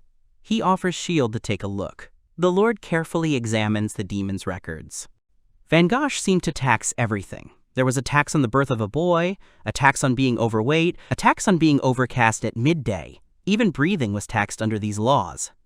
Shield was furious, and he ordered all these taxes to be abolished. Azazel explains that there was even a tax on bad breath. Shield shouts that all of this needs to be removed, and the taxes rewritten from scratch. However, the tax on obesity seemed funny to the Lord, and he decided to leave it. The Lord ordered the demon to take care of the taxes, and Shield himself will inspect the lands and put up barriers. He tells Azazel to follow him to find out what the inhabitants need. The demon replies that the Lord can entrust him with this. Shield goes out into the city. Suddenly a boy runs up to him, calling him the cool uncle from last time. The boy's mother, in tears, tells her child that you can't talk about a lord like that. Shield doesn't pay attention to this and says that everything is fine. People call their lord a generous and amazing person. The citizens come out to the square. They express their immense gratitude to the new lord for abolishing senseless taxes. Shield is happy about this. He asks the subjects how they live now. Farmers say he has given them motivation, and their crop yields have increased. People compare Shield to a deity. Shield is deeply embarrassed. He admits he was worried that people thought he was a tyrant. Everyone vigorously denies it. The townspeople say that only those who deserve it are punished. One plump man wants to make a gentle objection about the tax on obesity, but he doesn't have time. Someone covers his mouth with a hand. The Lord enjoys looking at his subjects. Suddenly he hears screams. Someone touched Demon's child. A human child teases a demon child. He says that it is not his fault, but the fault of the demons themselves, because they entered the city of people. The demon father is furious. He wants to say something, but he is interrupted. Shield tells the demon to wait. The Lord wants to hear the human's side as well. The demons believe that the Lord will never side with them, because he is also a human. The demon child cries and tells that the human child was the first to bully him because he is a demon. Shield asks the boy to tell his version. The boy declares that demons have no place in a human village. Shield tells him that there is nothing that can be done about it. The Lord imprisons the boy in a barrier. Shield asks the boy if he thinks demons are different from humans. The child replies that they have weird ears and are generally different. Lord says that the boy is also different from others, pointing to his freckles. Shield asks him a question. If he himself is not like everyone else, does this mean that he cannot be friends with others? Stuttering a little, the boy says that he can. The Lord explains that it is not right to say that someone cannot be a friend because of their appearance. He asks the boy if he would be sad if he was not accepted because of his freckles. The boy confirms this. Shield says that to him, both humans and demons are like family, so he wants everyone to live in peace. He asks the boy if that will work. The child hesitantly agrees. The human child asks the demon child for forgiveness. Now they are fine and become friends. Shield watches them and realizes how simple children are and how wonderful it is. Only the other demons were amused by the Lord's words, but Azazel thought doubtfully. A barrier is visible above the city. The barrier continues to expand under the influence of Shield's magic. Azazel looks at the Lord's magic and talks about the power of people. According to him, it's as if he's watching a miracle. Shield doesn't understand what's so special about barrier magic. But the demon doesn't think so, for the Lord is to connect the constructed barriers, and a new great power will be born. Shield and Azazel look at the country under the barrier dome. Lord says that even though it is his country, it is truly beautiful. The demon agrees with the Lord. Shield says that Azazel looks happy. Azazel admits that he is truly pleased that he can now live in peace.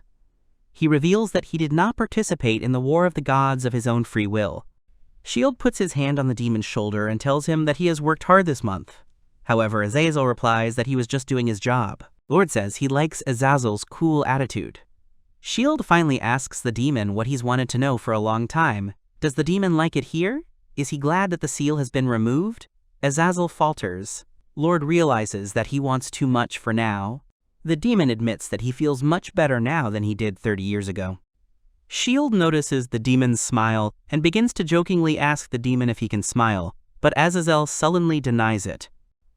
The Lord is amused and suggests throwing a party to celebrate the completion of the barrier.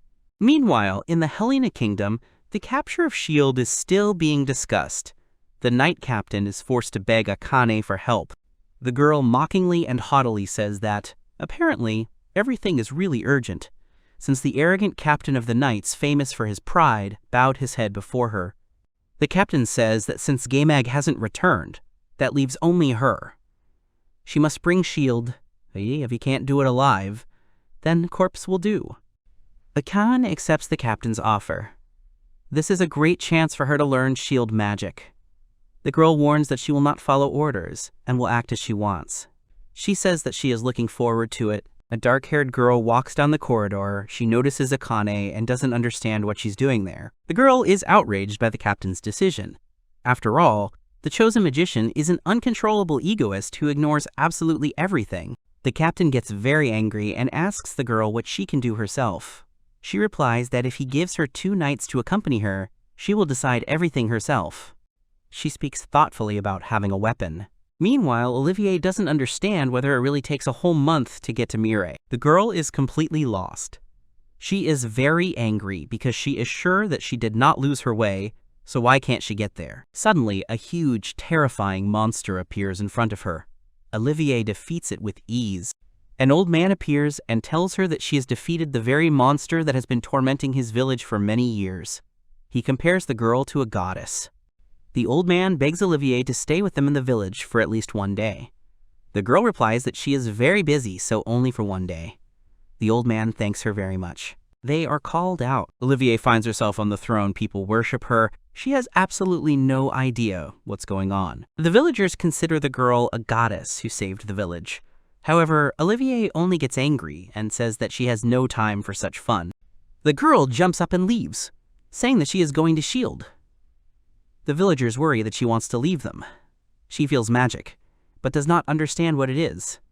Azazel suddenly appears, asking who said Shield's name. The demon asks who she is. He says that rumor has it that a riot is brewing here, and some upstart is playing queen, and with a throne, which means she took her game too seriously. Olivier does not understand what Azazel is talking about. He replies that whoever threatens the Lord will disappear. The girl asks the demon a counter question, trying to find out who he is. Azazel directs his magic at her. He lightly touches her hair, but it is already beginning to rot. This magic is unfamiliar to Olivier. The demon explains that it is decomposition magic, but he did not expect the girl to react so quickly. He notices her abilities. Olivier again says that she needs to meet Shield. Azazel notices that she keeps repeating the name. The demon asks if the girl will not give up the rebellion as long as she lives. Olivier does not understand what he is talking about and asks again. Azazel wants to send the girl to hell, but Olivier demands to wait, because if he strikes here, the village will suffer. Olivier runs away.